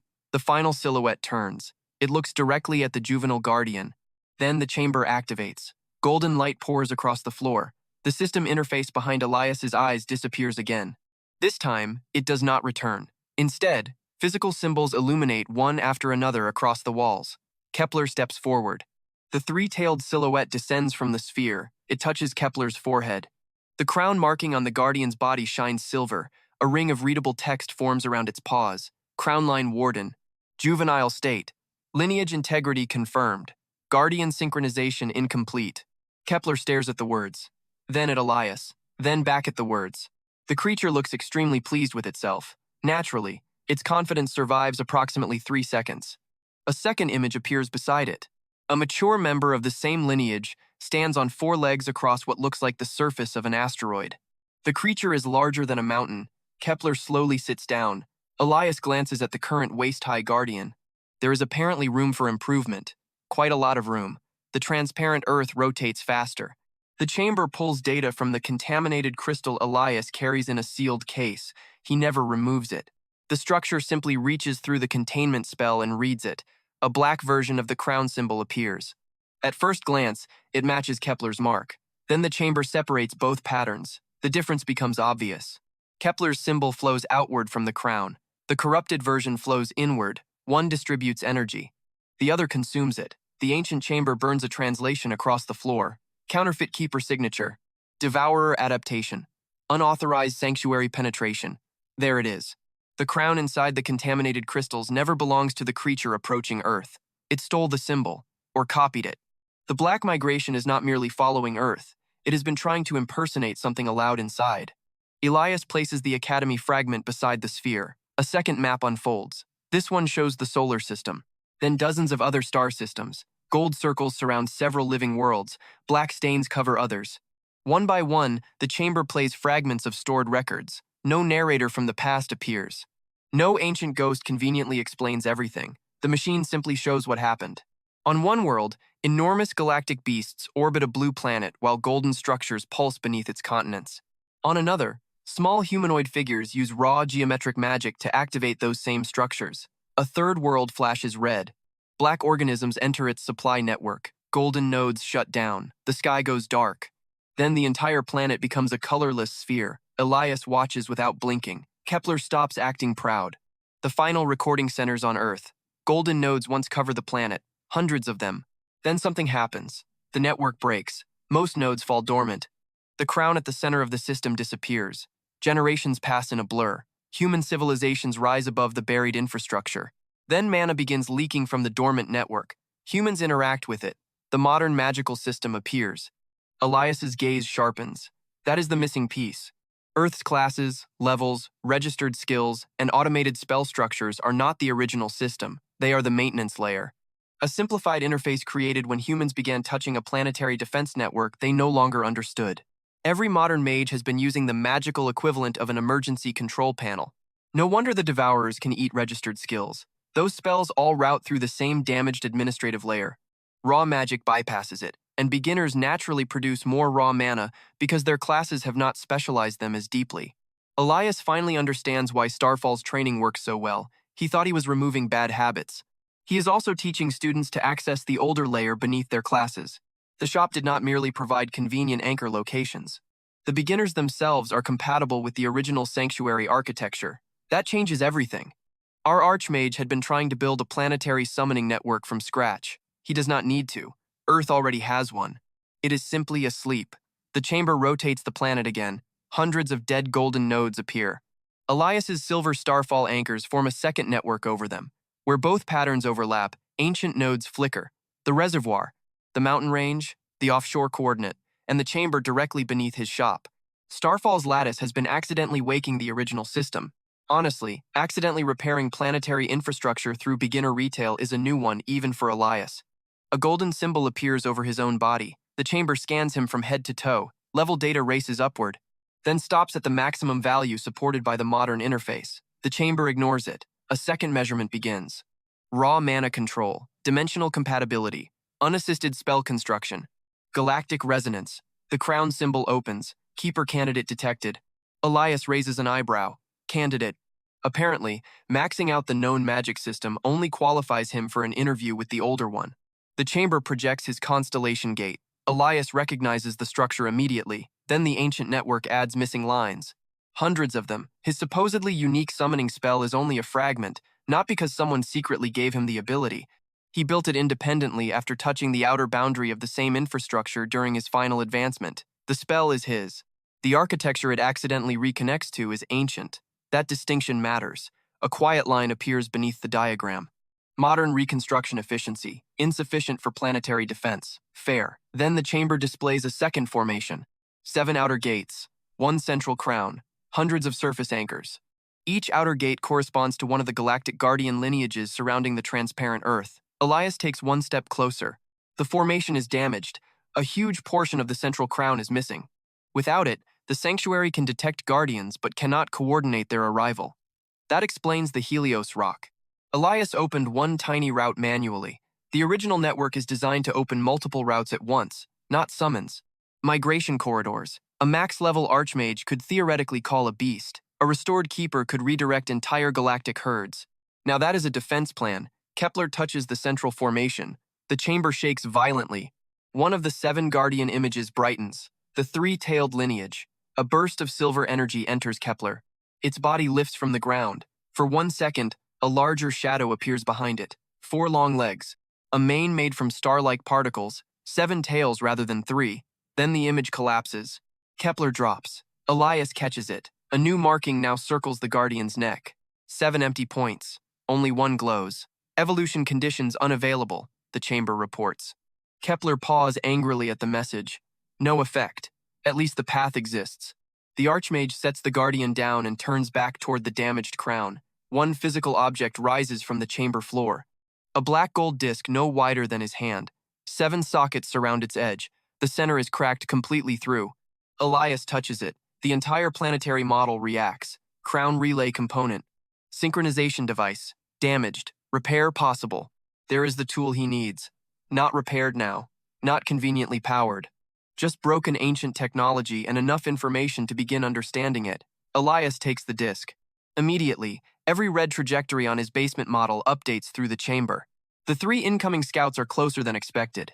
Much closer. His earlier calculations assumed conventional movement through space. The Devourers are using dormant sanctuary nodes as gravitational reference points. They are navigating by Earth's own broken infrastructure. Another recalibration. Elias deletes the interception positions he prepared. He replaces them with 3 new points centered on dormant golden nodes. If the scouts are following the sanctuary network, then the sanctuary network determines where they arrive. That means they can be redirected, or trapped. The plan shifts from interception to controlled entry. Cold, simple, extremely dangerous. Far beyond the moon, the response is immediate. The colossal devourer around the hollow sphere opens its transparent body. Thousands of black fragments move inside it. One fragment suddenly flashes gold. The newly awakened node beneath Starfall has reached it. The creature changes. Its coils tighten. The 3 scouts accelerating toward Earth alter their trajectories simultaneously. Then a 4th object separates from the main body. This one is different. No swarm surrounds it. No chaotic black growth covers its surface. It carries a nearly perfect counterfeit crown. And unlike the others, it does not rush. It begins approaching Earth slowly, deliberately. Back beneath Starfall, Kepler snarls at the same moment. The Guardian senses it. Elias does too. Something out there just noticed that a keeper candidate has appeared. He carries the damaged crown relay upstairs. Morning light is beginning to enter through the front windows. Mira arrives early and finds Elias placing an unusual black gold disc on the workbench. She looks at the enormous crack through its center. Can that be fixed? Elias sets 7 Starfall stabilizing rings around it. Eventually, then he hands her a box of beginner kits. Today, 3 new Academy workshops begin. Mira takes the box. Kepler carries another in its mouth. The hidden summoner opens the shop. Customers enter. Every corrected spell sends raw mana into the silver lattice. Every silver anchor touches another dormant golden node. Beneath cities, mountains, oceans, and old buildings, forgotten pieces of Earth's original defense system begin waking one by one. Elias watches the first golden light appear beneath another distant training hall. Then he places the broken crown relay beside his engraving needle and begins mapping exactly how to rebuild it. 6 days after Elias discovers the sanctuary chamber, every awakened mage on Earth receives the same system message. Nobody realizes it is fake. It appears at noon. Clean blue interface. Official formatting. Perfect magical signature. Emergency compatibility update available. Synchronization recommended. Most mages accept without thinking. Why would they hesitate? The system has handled their classes, levels, skill records, inventory functions, and spell assistance for generations. Clicking one harmless update is normal. Elias sees the message and immediately closes his shop. That is considerably less normal. Mira stands behind the register, while confused customers look through the locked glass door. Another contaminated shipment? Worse. Elias projects the update above his palm. Kepler takes one look at the blue interface and snarls. That settles it. The archmage strips away the modern display layer. Underneath the friendly blue window sits a black crown, 7 points, broken circle. Every line bends inward. Devourer architecture. The thing approaching Earth has stopped throwing scouts blindly at the planet. Now it is knocking on the front door while pretending to be technical support. Honestly, that is almost insulting. A mage somewhere accepts the update. Elias feels the result through the sanctuary node. One tiny channel redirects. Then another. Then thousands. The false crown is attaching human casters directly to the counterfeit keeper signal approaching from lunar orbit. Every person who synchronizes becomes a potential entry point. Elias turns toward the basement. The situation has officially become urgent. Kepler follows. Mira follows Kepler. Elias stops at the stairs. Mira crosses her arms. That expression says the discussion is already over. Our archmage considers sending her home. Then the system update pulses again. Mira's interface flickers. Instead of accepting, she dismisses it and creates a tiny raw mana spark above her thumb. The spark remains perfectly stable. Starfall training works. Elias continues downstairs. Mira comes with him. For the first time, she sees the entire planetary lattice. Thousands of silver lights float around a miniature Earth. Golden sanctuary nodes glow beneath them. 3 red objects approach from different angles. A 4th black gold marker moves slowly near the moon. Mira stops halfway down the stairs. That is definitely not inventory management. Correct. Elias places the damaged crown relay at the center of the formation. No lengthy explanation follows. He points at the silver network. Starfall, then the golden one. Older, then the 4 approaching markers. Bad. Mira looks at him. Extremely detailed briefing. She adapts fast. There is a reason Elias keeps letting her into increasingly dangerous rooms. A knock sounds upstairs. Celine Marr enters less than a minute later. The national investigator looks considerably less calm than usual. She carries a sealed data slate and the copper stabilizing ring she bought from Starfall. The ring is glowing. Celine places the slate beside Elias's planetary model. Reports spread across it. Mana failures in dozens of cities. Hospital healing skills lagging after the update. Barrier mages experiencing sudden energy loss. Several summoners temporarily losing contact with familiars. Every affected mage accepted synchronization. Those who rejected it remained stable. Celine's eyes move toward the red trajectories. She does not ask whether they are decorative. How bad? Elias points toward the moon. That one is writing the update. Celine stares at him, then at the marker. She decides not to waste time asking how a magic shopkeeper knows this. Excellent judgment. Another report reaches her slate. A regional response team accepts synchronization before entering a contaminated warehouse. Their registered spells shut down simultaneously. 5 members collapse. 1 probationary mage remains conscious. The youngest person in the unit. A Starfall customer. The beginner uses a raw barrier technique to drag 2 senior hunters outside. Celine reads the report twice. Then she understands the pattern. You knew system-assisted spells could fail. Elias adjusts one of the golden nodes. Suspected. And the beginner training? Insurance. Mira looks around the planetary defense map. That word is doing heroic amounts of work. Celine removes her coat. Fine. What does insurance need? Distribution. That is exactly what Elias needs. Within an hour, the National Thaumaturgic Standards Office issues an emergency recommendation. Mages are instructed to delay the compatibility update. Training halls receive a basic manual casting exercise designed to verify whether magic functions without system correction. The diagram attached to the exercise is simple. 2 circles, 4 stabilizing lines. one tiny starfall anchor hidden inside the geometry. Elias does not need to ship physical products anymore. People draw the anchor themselves. Across Earth, thousands of mages place chalk against floors. Training halls activate. Academy classrooms light up. Low-rank hunters test raw mana. Every correctly drawn pattern joins Elias's network. Planetary synchronization jumps. 2%. 3. 4. The basement trembles. Dormant golden nodes begin waking under multiple continents. Not fully, just enough to answer. The false crown near the moon notices. Its synchronization request changes. Recommended becomes urgent. Urgent becomes mandatory. The system begins accepting the update automatically. Celine's face hardens. Can that be stopped? Not through the modern interface. The Devourer is using system permissions humans do not even know exist. So Elias reaches underneath the system. He activates the sanctuary chamber. The hidden structure opens around them. Golden lines climb through the basement walls. For several seconds, modern class displays disappear across every starfall anchor. Students panic. Then their raw spells remain active. That is the whole point. Elias places 7 copper stabilizing rings around the broken crown relay, 1 ring for each empty socket. The ancient device reacts weakly. Not enough. Power is not the problem. Compatibility is. He remembers the sanctuary recording. The old network never depends on one enormous caster. It harmonizes an entire biosphere, different mana types, different people, different magical structures. Elias calls 7 students upstairs. Mira provides lightning. Jonah maintains a familiar bond. A young healer supplies restoration mana. A barrier student provides reinforced space. A fire mage produces heat without flame. A water caster maintains liquid mana. The final student has no combat class at all. Her talent simply accelerates plant growth. Elite academies rank it near the bottom. The crown relay accepts it instantly. 7 different beginner signatures enter 7 copper rings. The cracked disc lifts. 1 broken section reconnects. Only an inch. Still, golden light erupts across the planetary model. Mira laughs. Elias looks at the plant growth student. The ancient sanctuary values magical diversity more than combat rank. Modern civilization has spent generations sorting mages from strongest to weakest. The planetary defense network could not care less. Useful information. Very useful. Kepler suddenly leaps into the 7-ring formation.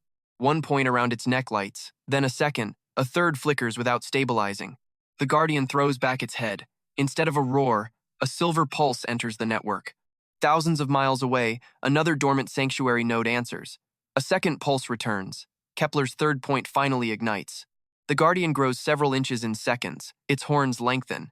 The 3 tails split at their tips, creating the beginnings of additional branches. A quiet sanctuary inscription forms beneath its paws. Crown line evolution route detected. Guardian resonance 3 of 7. Not evolution yet. Preparation. Kepler needs 4 more Guardian frequencies, and there are 7 silhouettes in the sanctuary sphere. Elias places 1 hand against the crown relay. The repaired section connects him to something beyond Earth. A familiar golden eye appears for less than a second. The Helios rock. The dimensional opening is barely the size of a coin. A single burning feather falls through. Kepler catches it before it hits the ground. The Guardian proudly carries the feather around the basement. The object is longer than its entire body. Ridiculous, but the test succeeds. Kepler can now stabilize the far side of a constellation gate. That means Elias no longer needs every dimensional coordinate to originate from himself. His companion can hold one Guardian, 1 gate, 1 extra angle of attack. By the time the crown relay is complete, that difference could decide whether Earth survives. The victory lasts approximately 30 seconds. Then the moon marker turns red. The False Keeper object reaches Earth's outer sanctuary boundary. Every golden node flashes black. The basement shakes violently. Across the world, registered spells begin failing. Airborne mages lose altitude. Enchantments shut down. Hospital wards flicker. Automated barrier systems drop. Even high-rank hunters suddenly discover that raw power means very little when the interface controlling it has been hijacked. The ancient sanctuary chamber responds. Counterfeit keeper requesting planetary entry. Authentication conflict. Elias looks at Kepler. The Guardian's genuine crown shines. Then he looks at the counterfeit signal. 2 keeper signatures. 1 planet. The Devourer is trying to make Earth choose the wrong one. Our archmage reaches into the planetary model and manually disconnects Starfall from automatic sanctuary authentication. The silver network survives. Everything else keeps flickering. Celine watches cities appear across the map. This cannot stay secret much longer. Elias knows. But mass panic achieves nothing. Neither does announcing that the world's magical system is an ancient maintenance interface currently being hacked by an interstellar parasite. That press conference can wait. He needs the scouts exactly where he wants them first. The 3 incoming red objects are following dormant sanctuary coordinates. Part 5 gave Elias that answer. So he changes the coordinates, not the actual nodes, their apparent locations. Starfall's silver anchors create false echoes around 3 carefully chosen regions, one over an uninhabited stretch of ocean, one above an empty polar plateau, one high in the atmosphere beyond commercial flight paths. The scouts adjust course. Slowly, then decisively, they take the bait. Elias marks all 3 interception zones. Now the setup begins paying for itself. Every beginner kit, every copper ring, every academy workshop, every raw spell practiced by somebody who thought they were simply fixing bad fundamentals. Thousands of tiny anchors start forming 3 enormous circles. The students do not know what they are building. They only know their emergency exercises are keeping their magic stable. That is enough. Outside the shop, the situation gets worse. News broadcasts report unexplained magical outages. High-rank guilds deploy. Governments close dimensional gates. Northline halts every crystal shipment on the planet after Celine's office discovers contamination across multiple suppliers, proving the company was never the source. Something infects mana material after it enters dormant sanctuary routes. The Devourers have been crawling through Earth's broken infrastructure for weeks, possibly longer. And now the counterfeit keeper begins its final move. A black ring forms around the moon, invisible to ordinary telescopes, painfully obvious through astral sight. The false system update reaches almost complete global coverage. A timer appears. Synchronization, finalization pending. Elias calculates the remaining interval, less than a day. Tomorrow, the Devourer intends to claim administrator access to Earth. The strongest official mages on the planet prepare to attack the wrong problem using spells the enemy can shut off. Meanwhile, inside a small magic shop, beginners continue drawing circles. Mira runs the evening session. Jonas Frog patrols the chalk lines with enormous professional seriousness. Celine coordinates emergency distribution from a folding chair beside the register. Kepler lies beneath the workbench with the Helios rock feather between its paws. 3 points glow around its neck. Elias remains downstairs. He places the damaged crown relay inside the center of his Constellation Gate design. 3 scout trajectories align with 3 false sanctuary echoes. The main devourer beyond Neptune shifts again. The counterfeit keeper near the moon begins descending. Every piece is moving. Then something incredibly small happens. A cheap copper ring sitting on Elias's workbench gives one soft chime. The first scout has entered the false coordinate. Elias turns the ring over. A silver line completes itself across its inner surface. The trap is ready. The first Devourer scout enters Elias's false sanctuary coordinate at 3 minutes past midnight. The second follows 11 minutes later. The third hesitates. That one has learned something.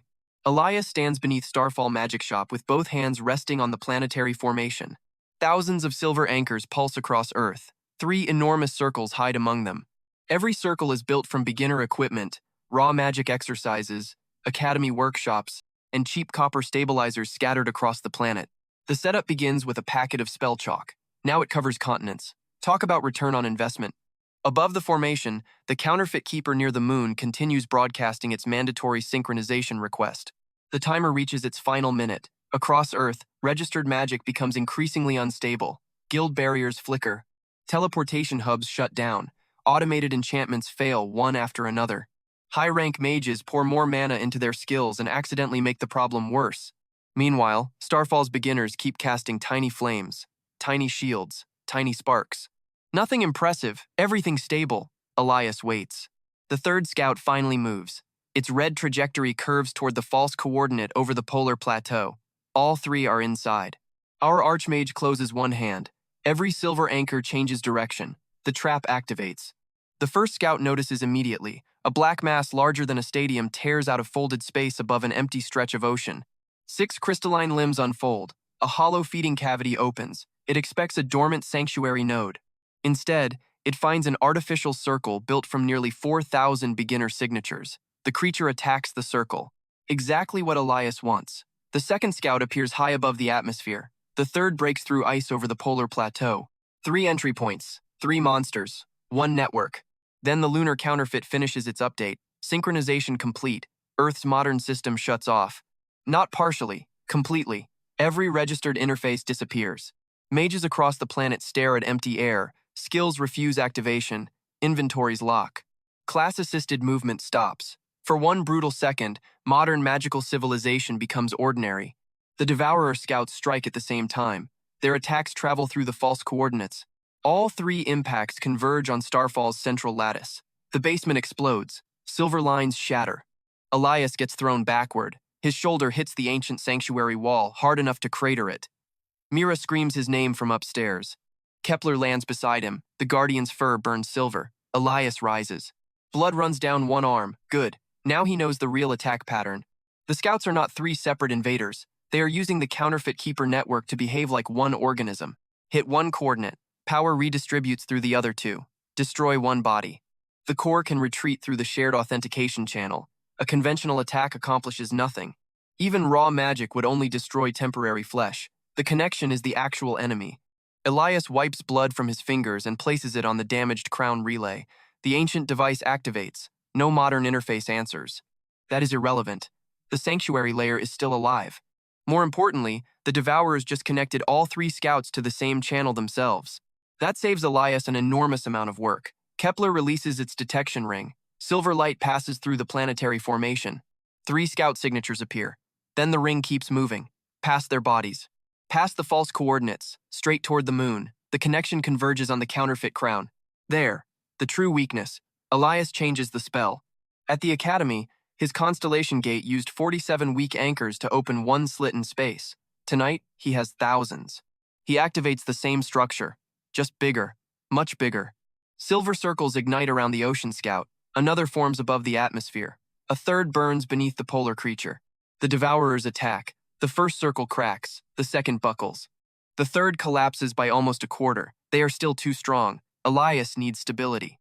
Upstairs, Mira feels the network shaking through her training ring. No system interface appears. No instructions arrive. So she does exactly what Starfall teaches. She casts the simplest spell she knows. One blue spark. Jonah follows. The frog sits inside an empty familiar circle. A healer activates raw restoration mana. One student after another joins. Then Celine sends the instruction through every emergency training channel still operating. Maintain the basic exercise, nothing more. Across Earth, beginners put their hands on chalk circles. Academy classrooms glow. Remote training halls activate. Low-rank hunters use techniques they once considered beneath them. Thousands of tiny spells enter the network. The circles stop cracking. There is the payoff. Elias never needed Earth's strongest mages. He needed Earth's most stable ones. The first artificial sanctuary circle locks. Then the second. Then the third. Constellation gate expands. The Devourers finally understand. They try to disconnect. Kepler attacks the connection first. The Guardian leaps directly into the planetary formation. Its body becomes a silver streak traveling through Starfall's anchors. It appears as a projection above the ocean circle.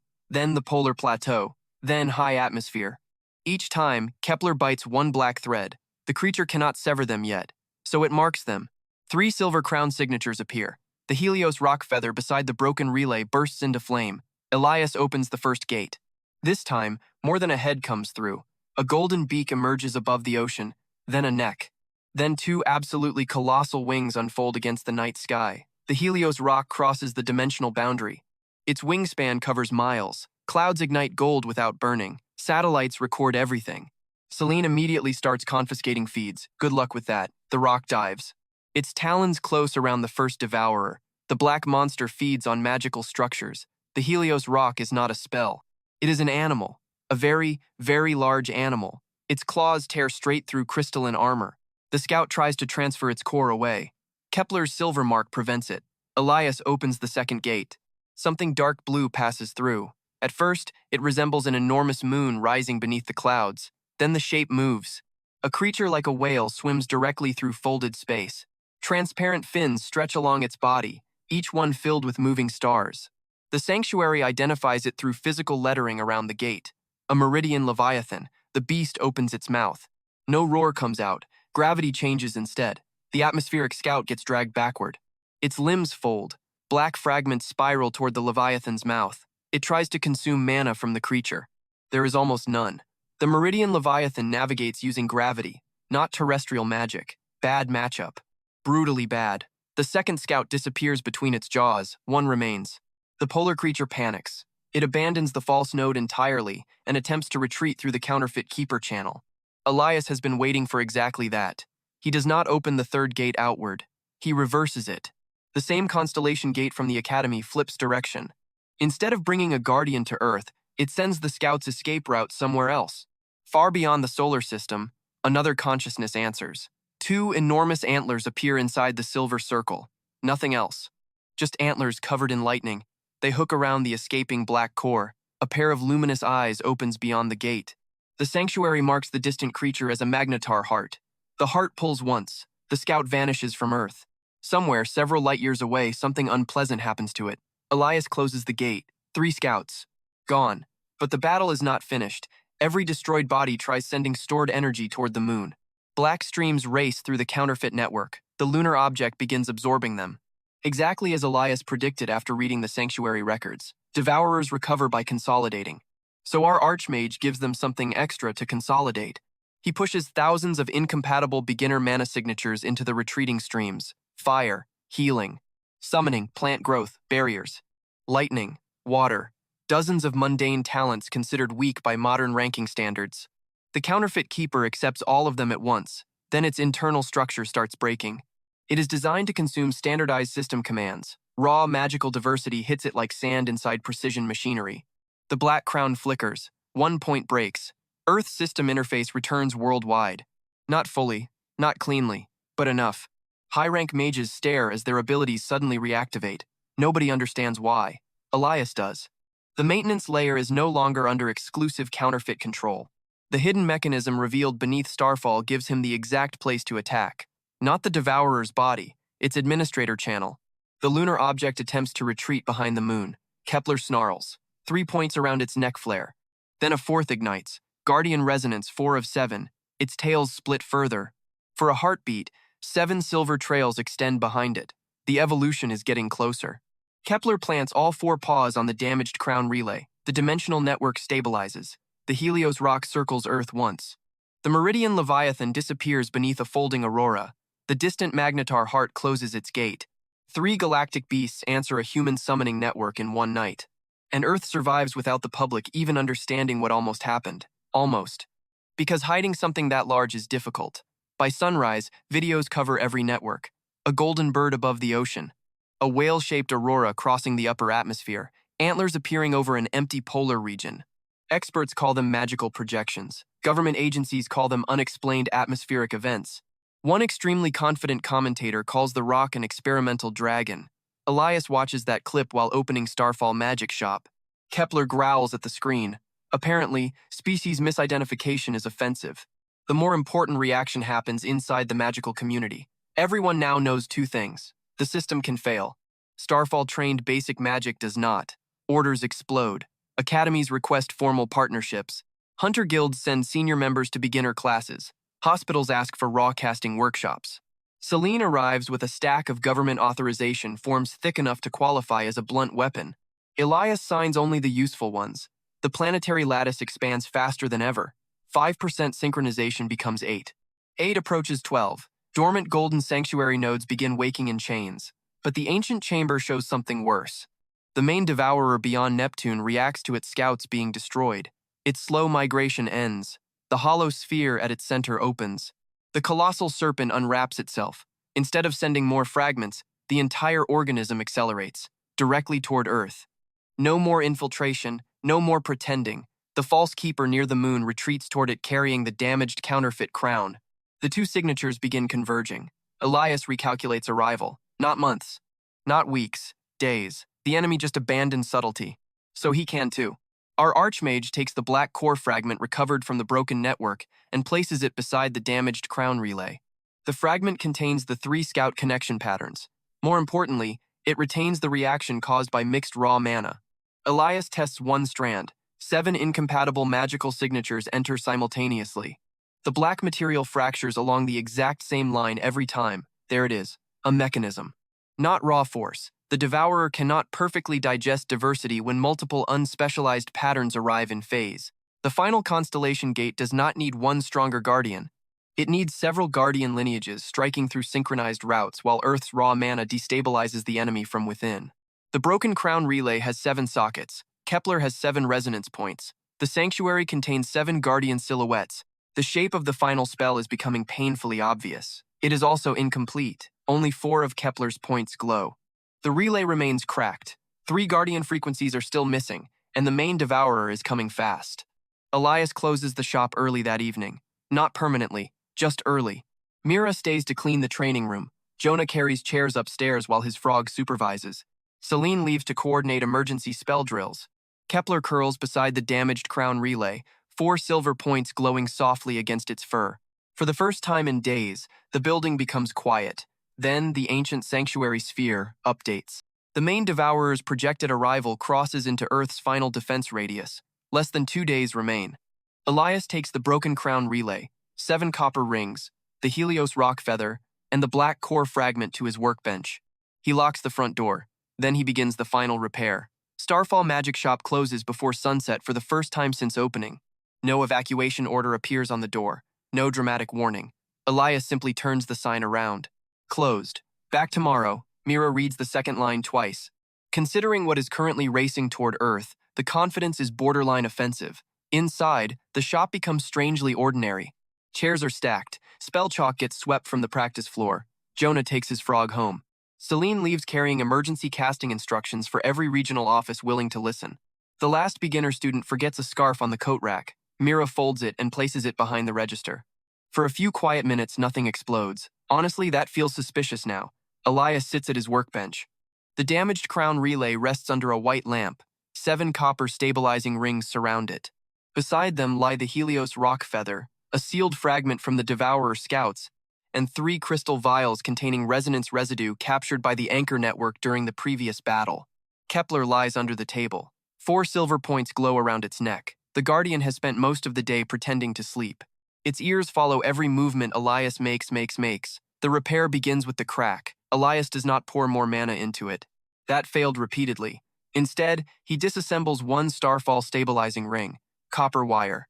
Cheap silver dust. A tiny anchor rune. Materials worth almost nothing. He stretches the wire across the damaged relay. Then he applies 7 different raw mana patterns, one after another. Fire first. The wire heats. Barrier mana stabilizes the shape. Healing energy prevents magical degradation.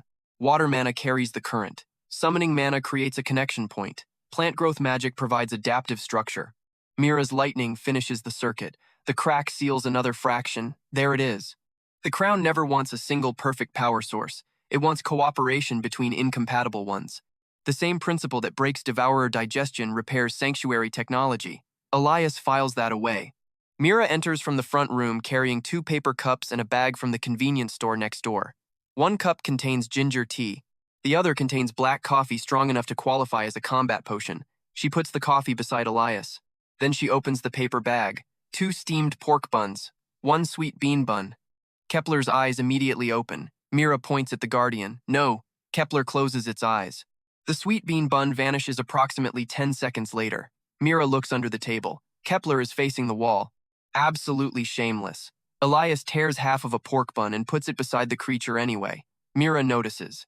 She says nothing. The shop remains quiet except for the faint scrape of Elias's engraving needle and rain tapping against the window. That silence lasts longer than expected. Mira sits across from him. Her old academy wand lies beside her cup. The same cracked wand she carried into Starfall on the first day. Elias picks it up.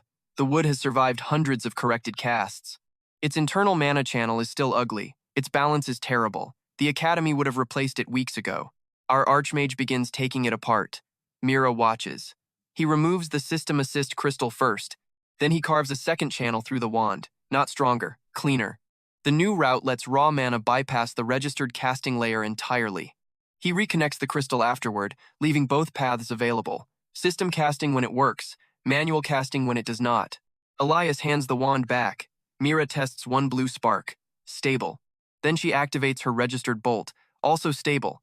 2 systems inside, 1 cheap cracked wand. She smiles. No emotional speech follows. None is necessary. She places the wand beside her chair instead of inside her bag, ready to reach. Elias returns to the crown relay. The final spell has 1 major problem. The constellation gate creates 1 corridor. The crown relay is designed for 7. Simply copying the gate 7 times would multiply instability until the planet itself becomes part of the summoning accident. Not ideal. So Elias stops treating them as 7 separate gates. He draws 1 circle, then folds it. The first segment points toward the Helios rock. The second uses the Meridian Leviathan's gravity signature. The third carries the Magnetar Heart's electromagnetic resonance. The fourth belongs to Kepler's crown line lineage. 3 empty segments remain. The Sanctuary Archive contains partial coordinates for the missing Guardian families, but no live connection. Not enough to summon them, enough to prepare a route. Elias engraves all 7 into the repaired crown relay. The structure changes. 1 gate, 7 exits. A 7-fold constellation gate. Kepler gets up. The Guardian walks around the formation. Then it places 1 paw on the 4th segment. Silver light stabilizes it. Elias activates the first segment at minimum strength. A coin-sized portal appears. Golden fire shines through. Helios rock. Second segment. Space bends around the size of a marble. A deep blue eye moves past. Meridian Leviathan. Third, static crawls across the workbench. Something with antlers responds from very far away. Fourth, Kepler's own shadow suddenly becomes enormous. The creature freezes. 7 tails stretch across the shop floor inside that shadow. Then they vanish. The sanctuary forms physical letters around its paws. Guardian resonant stable. Evolution threshold requires complete crown line circuit. 4 active bonds. 3 pending. Kepler looks toward the 3 empty gate segments. There is the preparation, not a mysterious transformation. Not free power. 3 Guardian families still need to answer. If they do, Kepler's lineage circuit completes. If they do not, the Guardian stays exactly as it is. Elias takes a narrow band of black sanctuary metal recovered from the chamber's damaged outer casing. He engraves 7 tiny gate marks along its surface. Then he fastens the band loosely around Kepler's neck, a relay collar. The Guardian shakes its head. The collar remains. Kepler scratches at it. Still remains. Mira offers the creature another piece of bun. Kepler instantly forgets the collar exists. Excellent. Now the actual test. Elias places the fragment at the center of the workbench. Last time, 7 incompatible raw mana signatures fracture black material. That is useful. Not enough. The main devourer is colossal. Breaking surface tissue achieves nothing. Elias needs the mixed signatures inside its shared digestive network. Constellation Gate solves the delivery problem. Crown Relay solves synchronization. Kepler solves moving target stability. Our archmage connects all 3 mechanisms. First, the Starfall anchors feed 7 raw mana types into the crown. Second, the crown separates them without standardizing their structures. Third, the 7-fold gate places each pattern at a different internal point in the target. Then they arrive simultaneously. Elias activates the miniature test. 7 pinpricks of silver light appear around the black fragment. No explosion. No dramatic beam. The fragment simply stops being black. Gray lines spread through it. Then the entire thing falls apart into harmless crystalline sand. Mira leans closer. What happened? Elias brushes the powder into a glass dish. It tried to digest everything. And? Everything disagreed. That is the final mechanism. The Devourer's greatest advantage becomes the entry point. It consumes magical structures automatically. So Elias will feed it 7 structures it cannot reconcile, delivered through 7 Guardian corridors at the same instant. The galactic beasts provide force. Earth's beginners provide incompatibility. Kepler holds the routes together. The damaged sanctuary crown becomes the weapon tying all of it into one attack. Every piece already exists. Now it simply needs to survive contact with something large enough to erase planets. Easy. The story cuts far beyond the shop. The main devourer passes the orbit of Saturn. Its transparent body no longer coils loosely around the hollow sphere. It has tightened into armor. The damaged counterfeit keeper reaches it from the moon. Black tissue opens. The false crown disappears inside. For several seconds, nothing happens. Then 7 black points ignite across the devourer's central sphere. The stolen administrator signal is no longer a separate scout. It is merged with the main organism. The devourer uses that access immediately. Dormant sanctuary nodes on the moon turn black. Then 2 Earthside golden coordinates flicker. The creature is preparing to force a planetary entry corridor. Not tomorrow. Sooner. 1 black pulse crosses space. Inside Starfall, the ancient chamber shakes. Elias looks up. The planetary model updates. Projected arrival collapses from more than a day to less than 16 hours. Mira exhales slowly. That seems bad. Accurate. Elias does not touch the spell again. The mechanism works. Over-adjusting it now risks introducing a failure nobody has time to test. Instead, he checks every physical connection. 7 copper feeds. Crown relay seated correctly. Kepler's collar synchronized. 3 confirmed galactic coordinates. 3 prepared but unanswered routes. 1 moving crown line stabilizer with an alarming snack dependency. All set. Then he walks upstairs. There are still mundane things to do. Elias replaces 3 cracked floorboards from the Academy rush. Mira cleans the kettle. Kepler sleeps beside the heater. At midnight, Celine returns with printed maps because the modern magical network remains unreliable. She spreads them across a training table. Emergency teams have moved civilians away from the strongest contaminated nodes. Hospitals now run raw-casting backup shifts. Several major guilds finally adopt Starfall's beginner exercises after spending years mocking similar fundamentals. No one says anything about that irony. The world is busy. Elias marks 7 regions where sanctuary nodes can provide the cleanest global resonance. Celine arranges emergency broadcasts around those points. Mira prepares simple instructions for beginner mages. Maintain basic spell. Do not increase output. Do not synchronize with unknown prompts. That is all. Nobody needs to know a max-level archmage plans to use those harmless exercises to help summon creatures from between the stars. The secret can survive one more night. Shortly before dawn, Elias finds Kepler sitting alone in the basement. The Guardian is staring at its mature crown-line projection inside the sanctuary sphere, mountain-sized, 7-tailed. Completely different from the creature currently wearing a relay collar, Elias sits beside Kepler, no speech. He adjusts the collar so it stops pressing against one horn. Then he places the Helios rock feather beside the Guardian. Kepler lowers its head onto the enormous feather. Its 4 active resonance points pulse slowly. Elias remains there until the rain stops. Then the first emergency alert arrives. The Devourer has crossed Earth's outer lunar defense radius. The quiet part is over. Our archmage stands. He carries the repaired crown relay upstairs and locks it into a harness beneath his coat. Mira takes her rebuilt wand. Celine folds the last map. Kepler rises, the 7 marks on its collar catching the morning light. Elias opens Starfall Magic Shop's front door. He turns the sign from closed to open, then he steps outside. The sky above Earth turns black at 8:17 in the morning. Not cloudy, black. The main Devourer reaches the lunar defense radius and unfolds its hollow sphere. A ring wider than the moon opens inside its body. Every magical sensor on Earth immediately reports impossible readings. Then the reports stop. The counterfeit crown activates. 7 black points ignite around the planet. 1 over the northern ocean, 1 beneath a mountain range. 2 across continental interiors, 1 beneath the polar ice, 1 offshore. The final point appears directly below Starfall Magic Shop. The Devourer has found the sanctuary network. Worse, it has found the crown node. Elias stands in the middle of the street outside Starfall as every electronic screen nearby goes dark. People look upward. They cannot see the creature itself. They can see the effect. Stars disappear from the daylight sky. Mana drains from the atmosphere. Every awakened mage feels it. Celine's emergency channel comes alive through ordinary radio rather than magic. Global system failure confirmed. Registered casting assistants unavailable. Hospitals switch to manual protocols. Academies activate Starfall drills. Guilds begin emergency evacuations.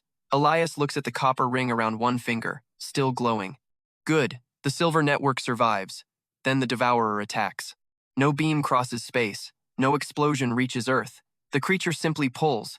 Every golden sanctuary node activates against its will. Mana surges upward. Buildings lose enchantments. Dimensional barriers thin. The system infrastructure begins feeding Earth's own magical energy toward the thing trying to consume it. A black fissure appears beneath Starfall. The street splits. Elias raises one hand. Raw geometry forms a barrier over the entire block. The first impact hits. His shield caves inward. Windows shatter. Cars slide sideways. People fall. Kepler leaps in front of Mira as debris rips through the storefront. The Guardian's 4 resonance points blaze. Elias reinforces the barrier. Another impact arrives through the sanctuary node. This one drives him backward. Blood runs from his palm. The Devourer is stronger than every scout combined. Not surprising. Still annoying. The calculation becomes ugly. Elias can preserve his personal mana by allowing the outer shop block to collapse and moving the crown relay directly into the sanctuary chamber. That is the efficient choice. Then he sees Mira pulling 2 beginner students away from falling glass. Jonah is carrying his frog under one arm while helping the laundromat owner across the street. Kepler stands over 3 frightened children with all its tails spread. Elias changes the calculation. He pours enough raw mana into the barrier to cover the entire neighborhood. The shield becomes solid silver. The next impact hits. It holds. His reserves drop. He accepts the cost. Starfall is not disposable anymore. That realization lands harder than the attack. The hidden summoner turns toward the basement entrance. Time to stop receiving. Elias, Mira, Celine, and Kepler descend into the sanctuary chamber. Above them, emergency crews move civilians away from the district. Below, The ancient planetary model has become almost completely black. 7 devourer channels pierce Earth's golden nodes. The crown relay in Elias's harness vibrates against his chest. He removes it. The repaired crack holds. Barely. The devourer attacks again. This time, Elias does not block the signal immediately. He watches it.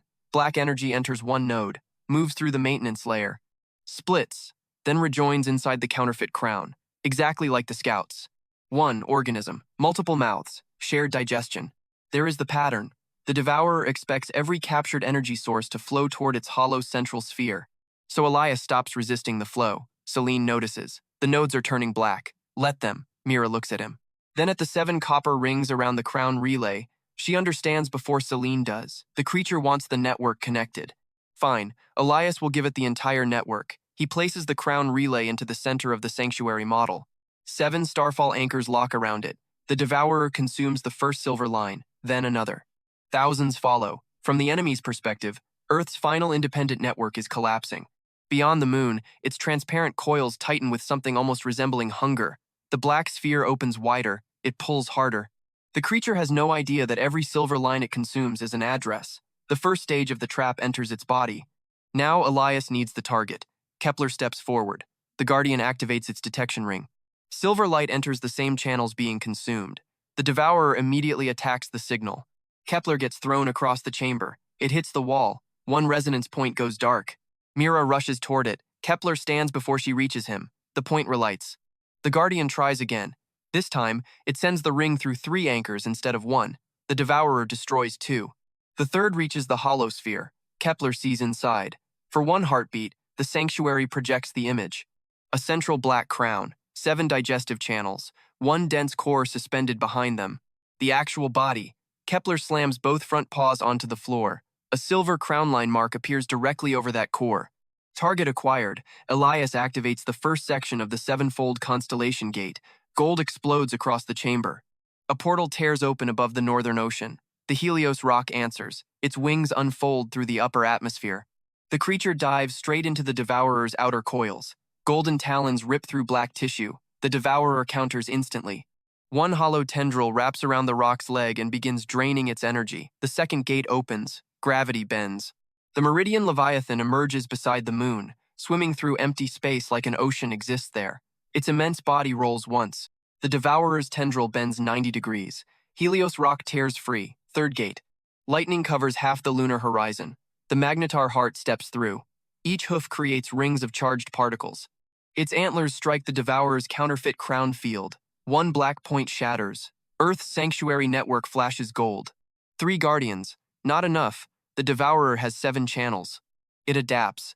3 enormous mouths open inside its sphere and begin consuming the guardian attacks. The black tissue grows. That is the nightmare built into its biology. Anything repeated becomes food. Elias activates the 4th gate, Kepler's section. Nothing enormous appears. Kepler itself lifts from the floor. Its relay collar opens. The 4 active points circle its body. The Guardian shoots upward through Starfall's central node. 1 second it stands in the basement. The next, its silver silhouette races across Earth's atmosphere. Still waist-high. Still juvenile. Still hopelessly small compared with the creatures fighting beyond the moon. Kepler does not attack the devourer's body. It runs along the gate network. Every step stabilizes a collapsing coordinate. Helios rock's route clears. Meridian Leviathan's gravity channel stops shaking. The magnetar heart gets a second clean strike. Kepler is not the weapon yet. It is the shepherd. Exactly what a crownline guardian is supposed to be. 3 empty marks remain on its collar. The devourer notices them too. A black tendril changes direction. It strikes Kepler.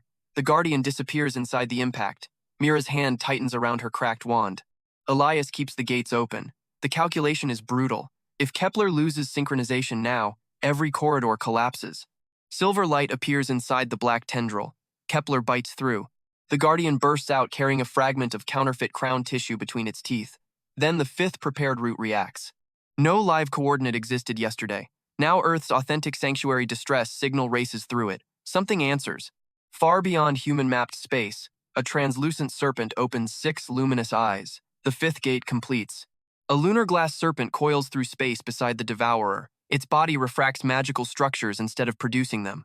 The devourer fires a system-draining pulse. The serpent bends that pulse around Earth and returns it. The attack hits its owner. Kepler's fifth resonance point ignites. Its body grows, not fully. The transformation stops halfway, 2 more. The sixth root screams. The prepared coordinate searches, nothing answers. The devourer slams the meridian Leviathan through its own gate. The portal fractures. One of Earth's golden nodes goes dark. Elias's crown relay cracks along its repaired seam. Blood runs from his nose. Mira stabilizes the sixth copper ring with her wand. Raw lightning travels through the bypass channel Elias carved the night before. No system, no automatic correction. Just her spell. The ring stops shaking.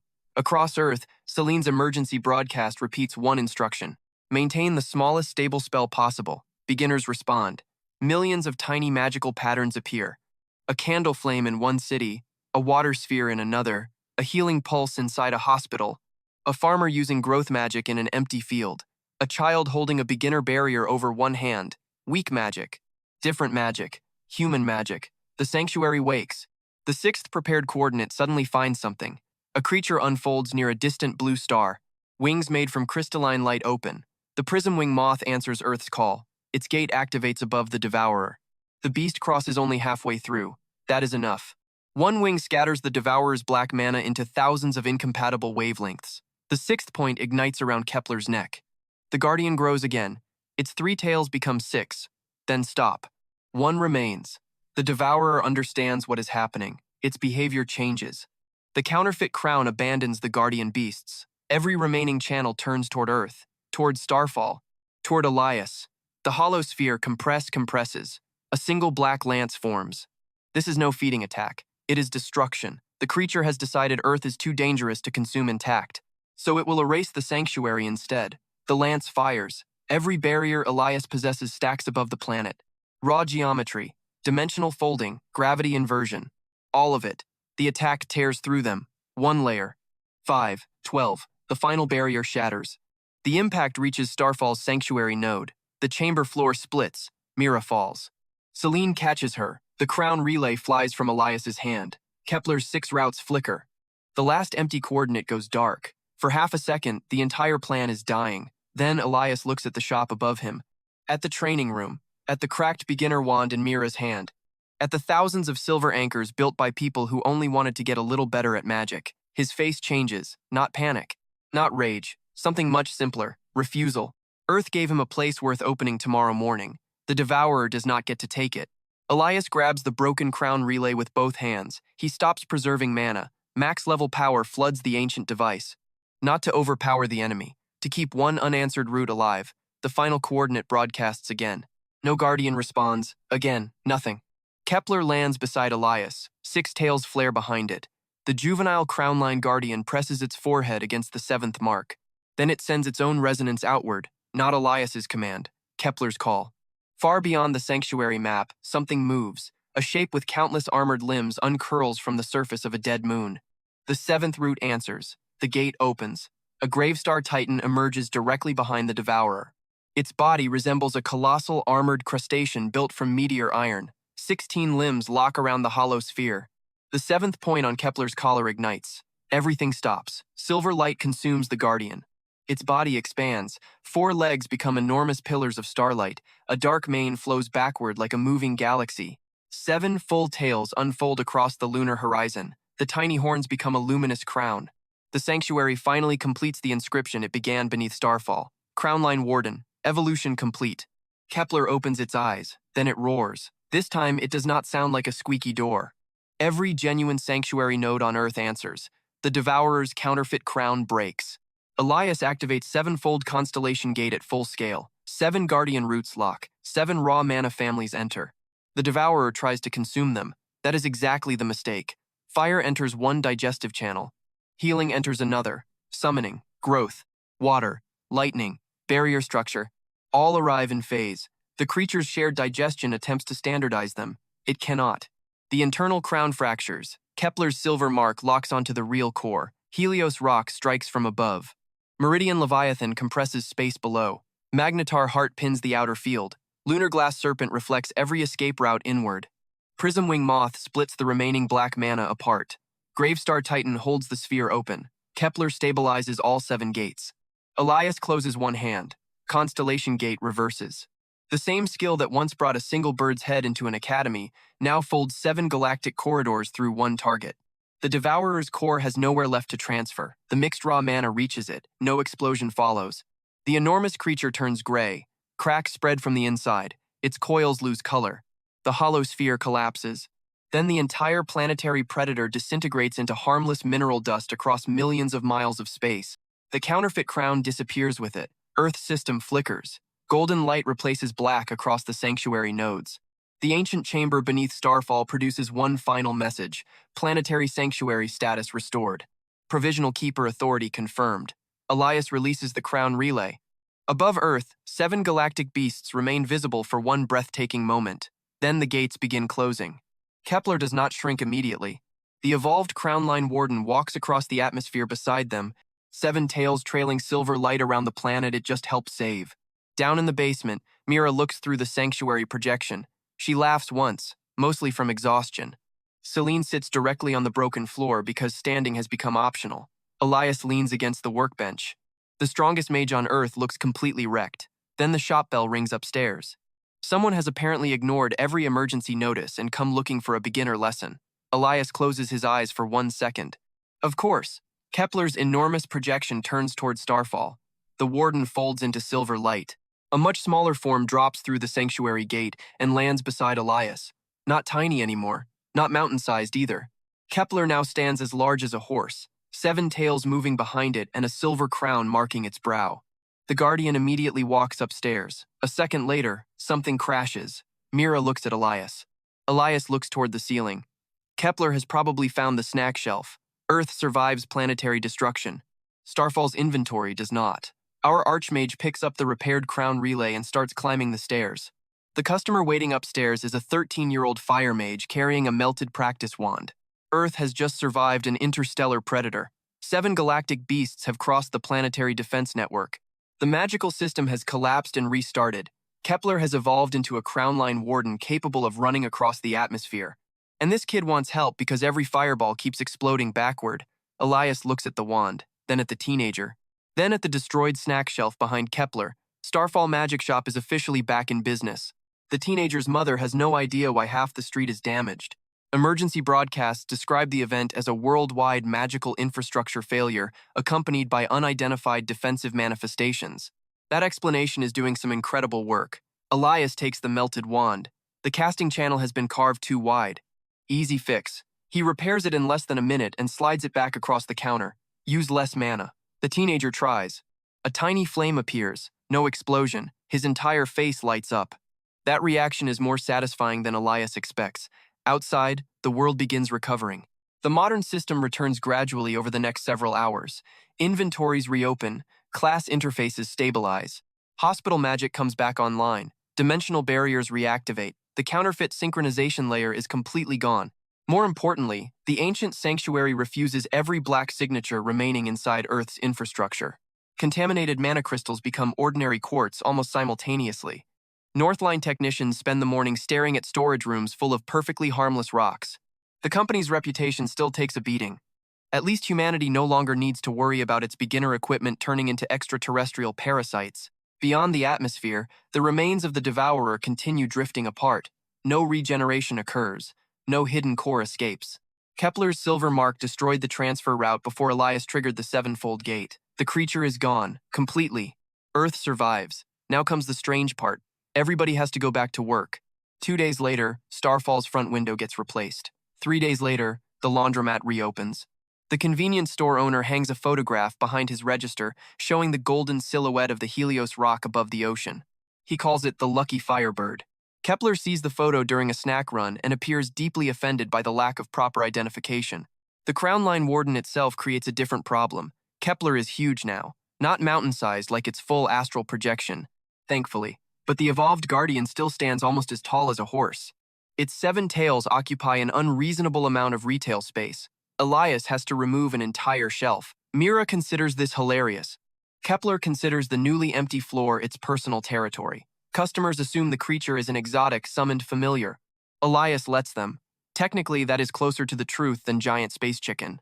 The videos from the final battle remain impossible to suppress completely. Helios Rock, Meridian Leviathan, Magnetar Heart, lunar glass serpent, prism wing moth, gravestar titan, and the enormous seven-tailed warden running across the atmosphere.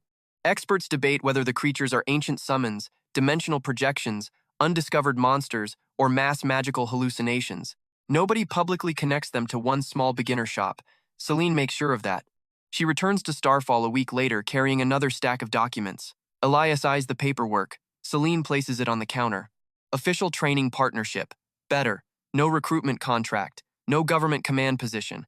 No requirement that Elias spend his life inside some enormous magical bureaucracy explaining why their understanding of the system is several thousand years out of date. Starfall remains independent. In exchange, Elias provides standardized raw casting lessons to public academies and emergency organizations. Celine's office provides distribution. That arrangement benefits everyone. More importantly, it expands Earth's secondary defense network without exposing the sanctuary. Elias signs. Mira reads the agreement over his shoulder. Starfall beginner methodology becomes an officially recognized foundation course. Her eyes widen. A month ago, academy instructors considered these techniques obsolete. Now every incoming student must demonstrate one stable manual spell before receiving system-assisted combat training. Funny how planetary extinction events improve curriculum flexibility. The ranking culture changes more slowly. Elite classes remain elite. Power still matters. But academies stop treating low-output talents as automatically worthless after reports reveal exactly who remained functional during the system shutdown. The plant growth student who helped repair the crown relay receives 3 scholarship offers. Barrier trainees suddenly discover employers care about stability. Manual healers become mandatory members of emergency teams. Beginner fundamentals stop being something people rush through. Starfall becomes packed, not with legendary hunters. With newbies, exactly as Elias wanted, Mira earns her instructor certification. She refuses an academy placement and keeps working at Starfall. Her blue bolts are powerful now, but she still begins every class by making students create one tiny spark. Jonah becomes the shop's familiar instructor. This remains questionable. His frog becomes unexpectedly famous. Students start bringing the creature snacks. The frog develops standards. Celine continues visiting under the official excuse of checking compliance. She mostly drinks Starfall's terrible coffee and leaves with reports Elias never reads. Even Damon Rusk returns.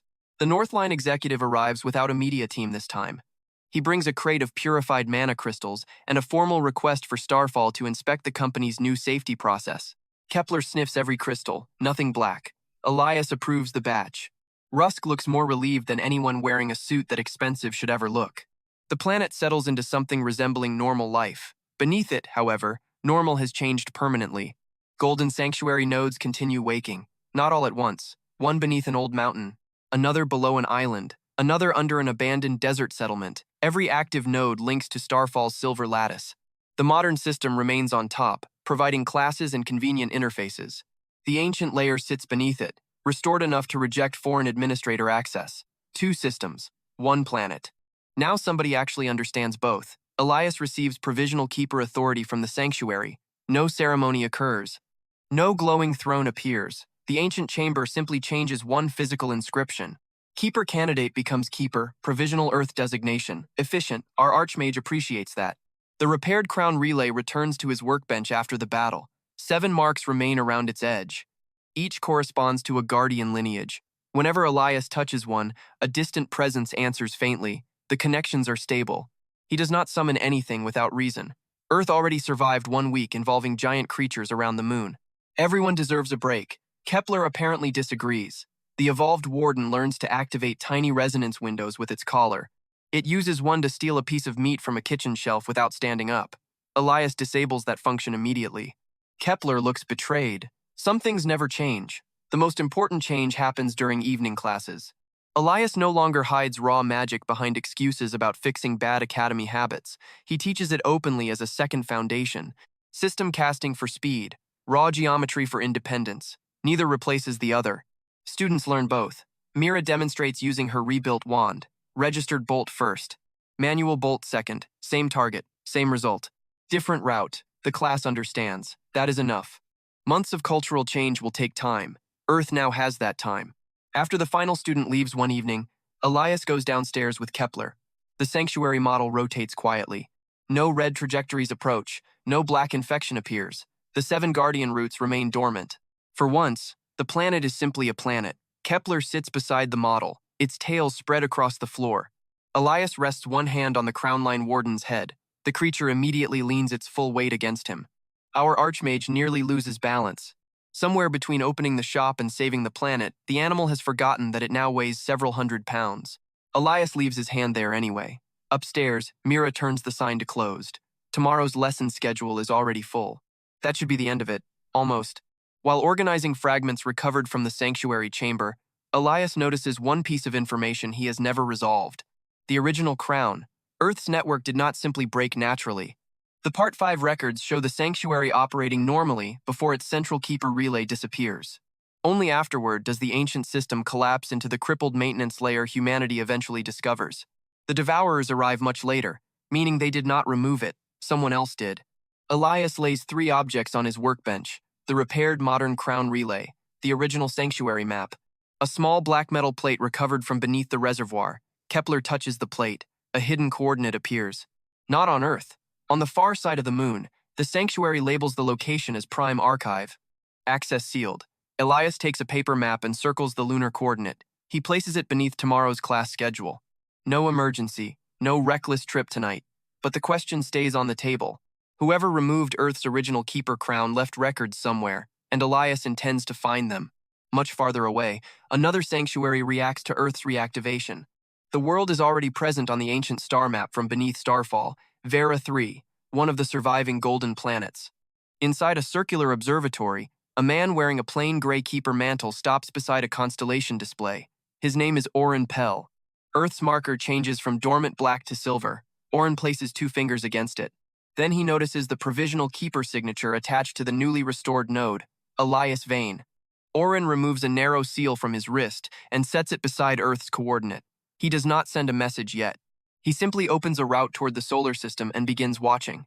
Back on Earth, Elias closes the sanctuary chamber. The next morning, he packs a small dimensional compass, 3 raw mana crystals, and 1 repaired stabilizing ring into a metal case. Kepler watches. Elias points at the shop schedule. Beginner class first. Moon later. Kepler grabs the case in its mouth anyway. Mira arrives carrying fresh spell chalk and finds both of them beside the door. She looks at the case, then at the lunar coordinate glowing faintly on the map. Her expression says she already knows this shop is about to become complicated again. Elias unlocks the front door. A line of beginner mages waits outside. Starfall Magic Shop opens at 8, and Earth's new keeper still has a morning class to teach. On the map beside the register, the far side lunar node has just started blinking gold.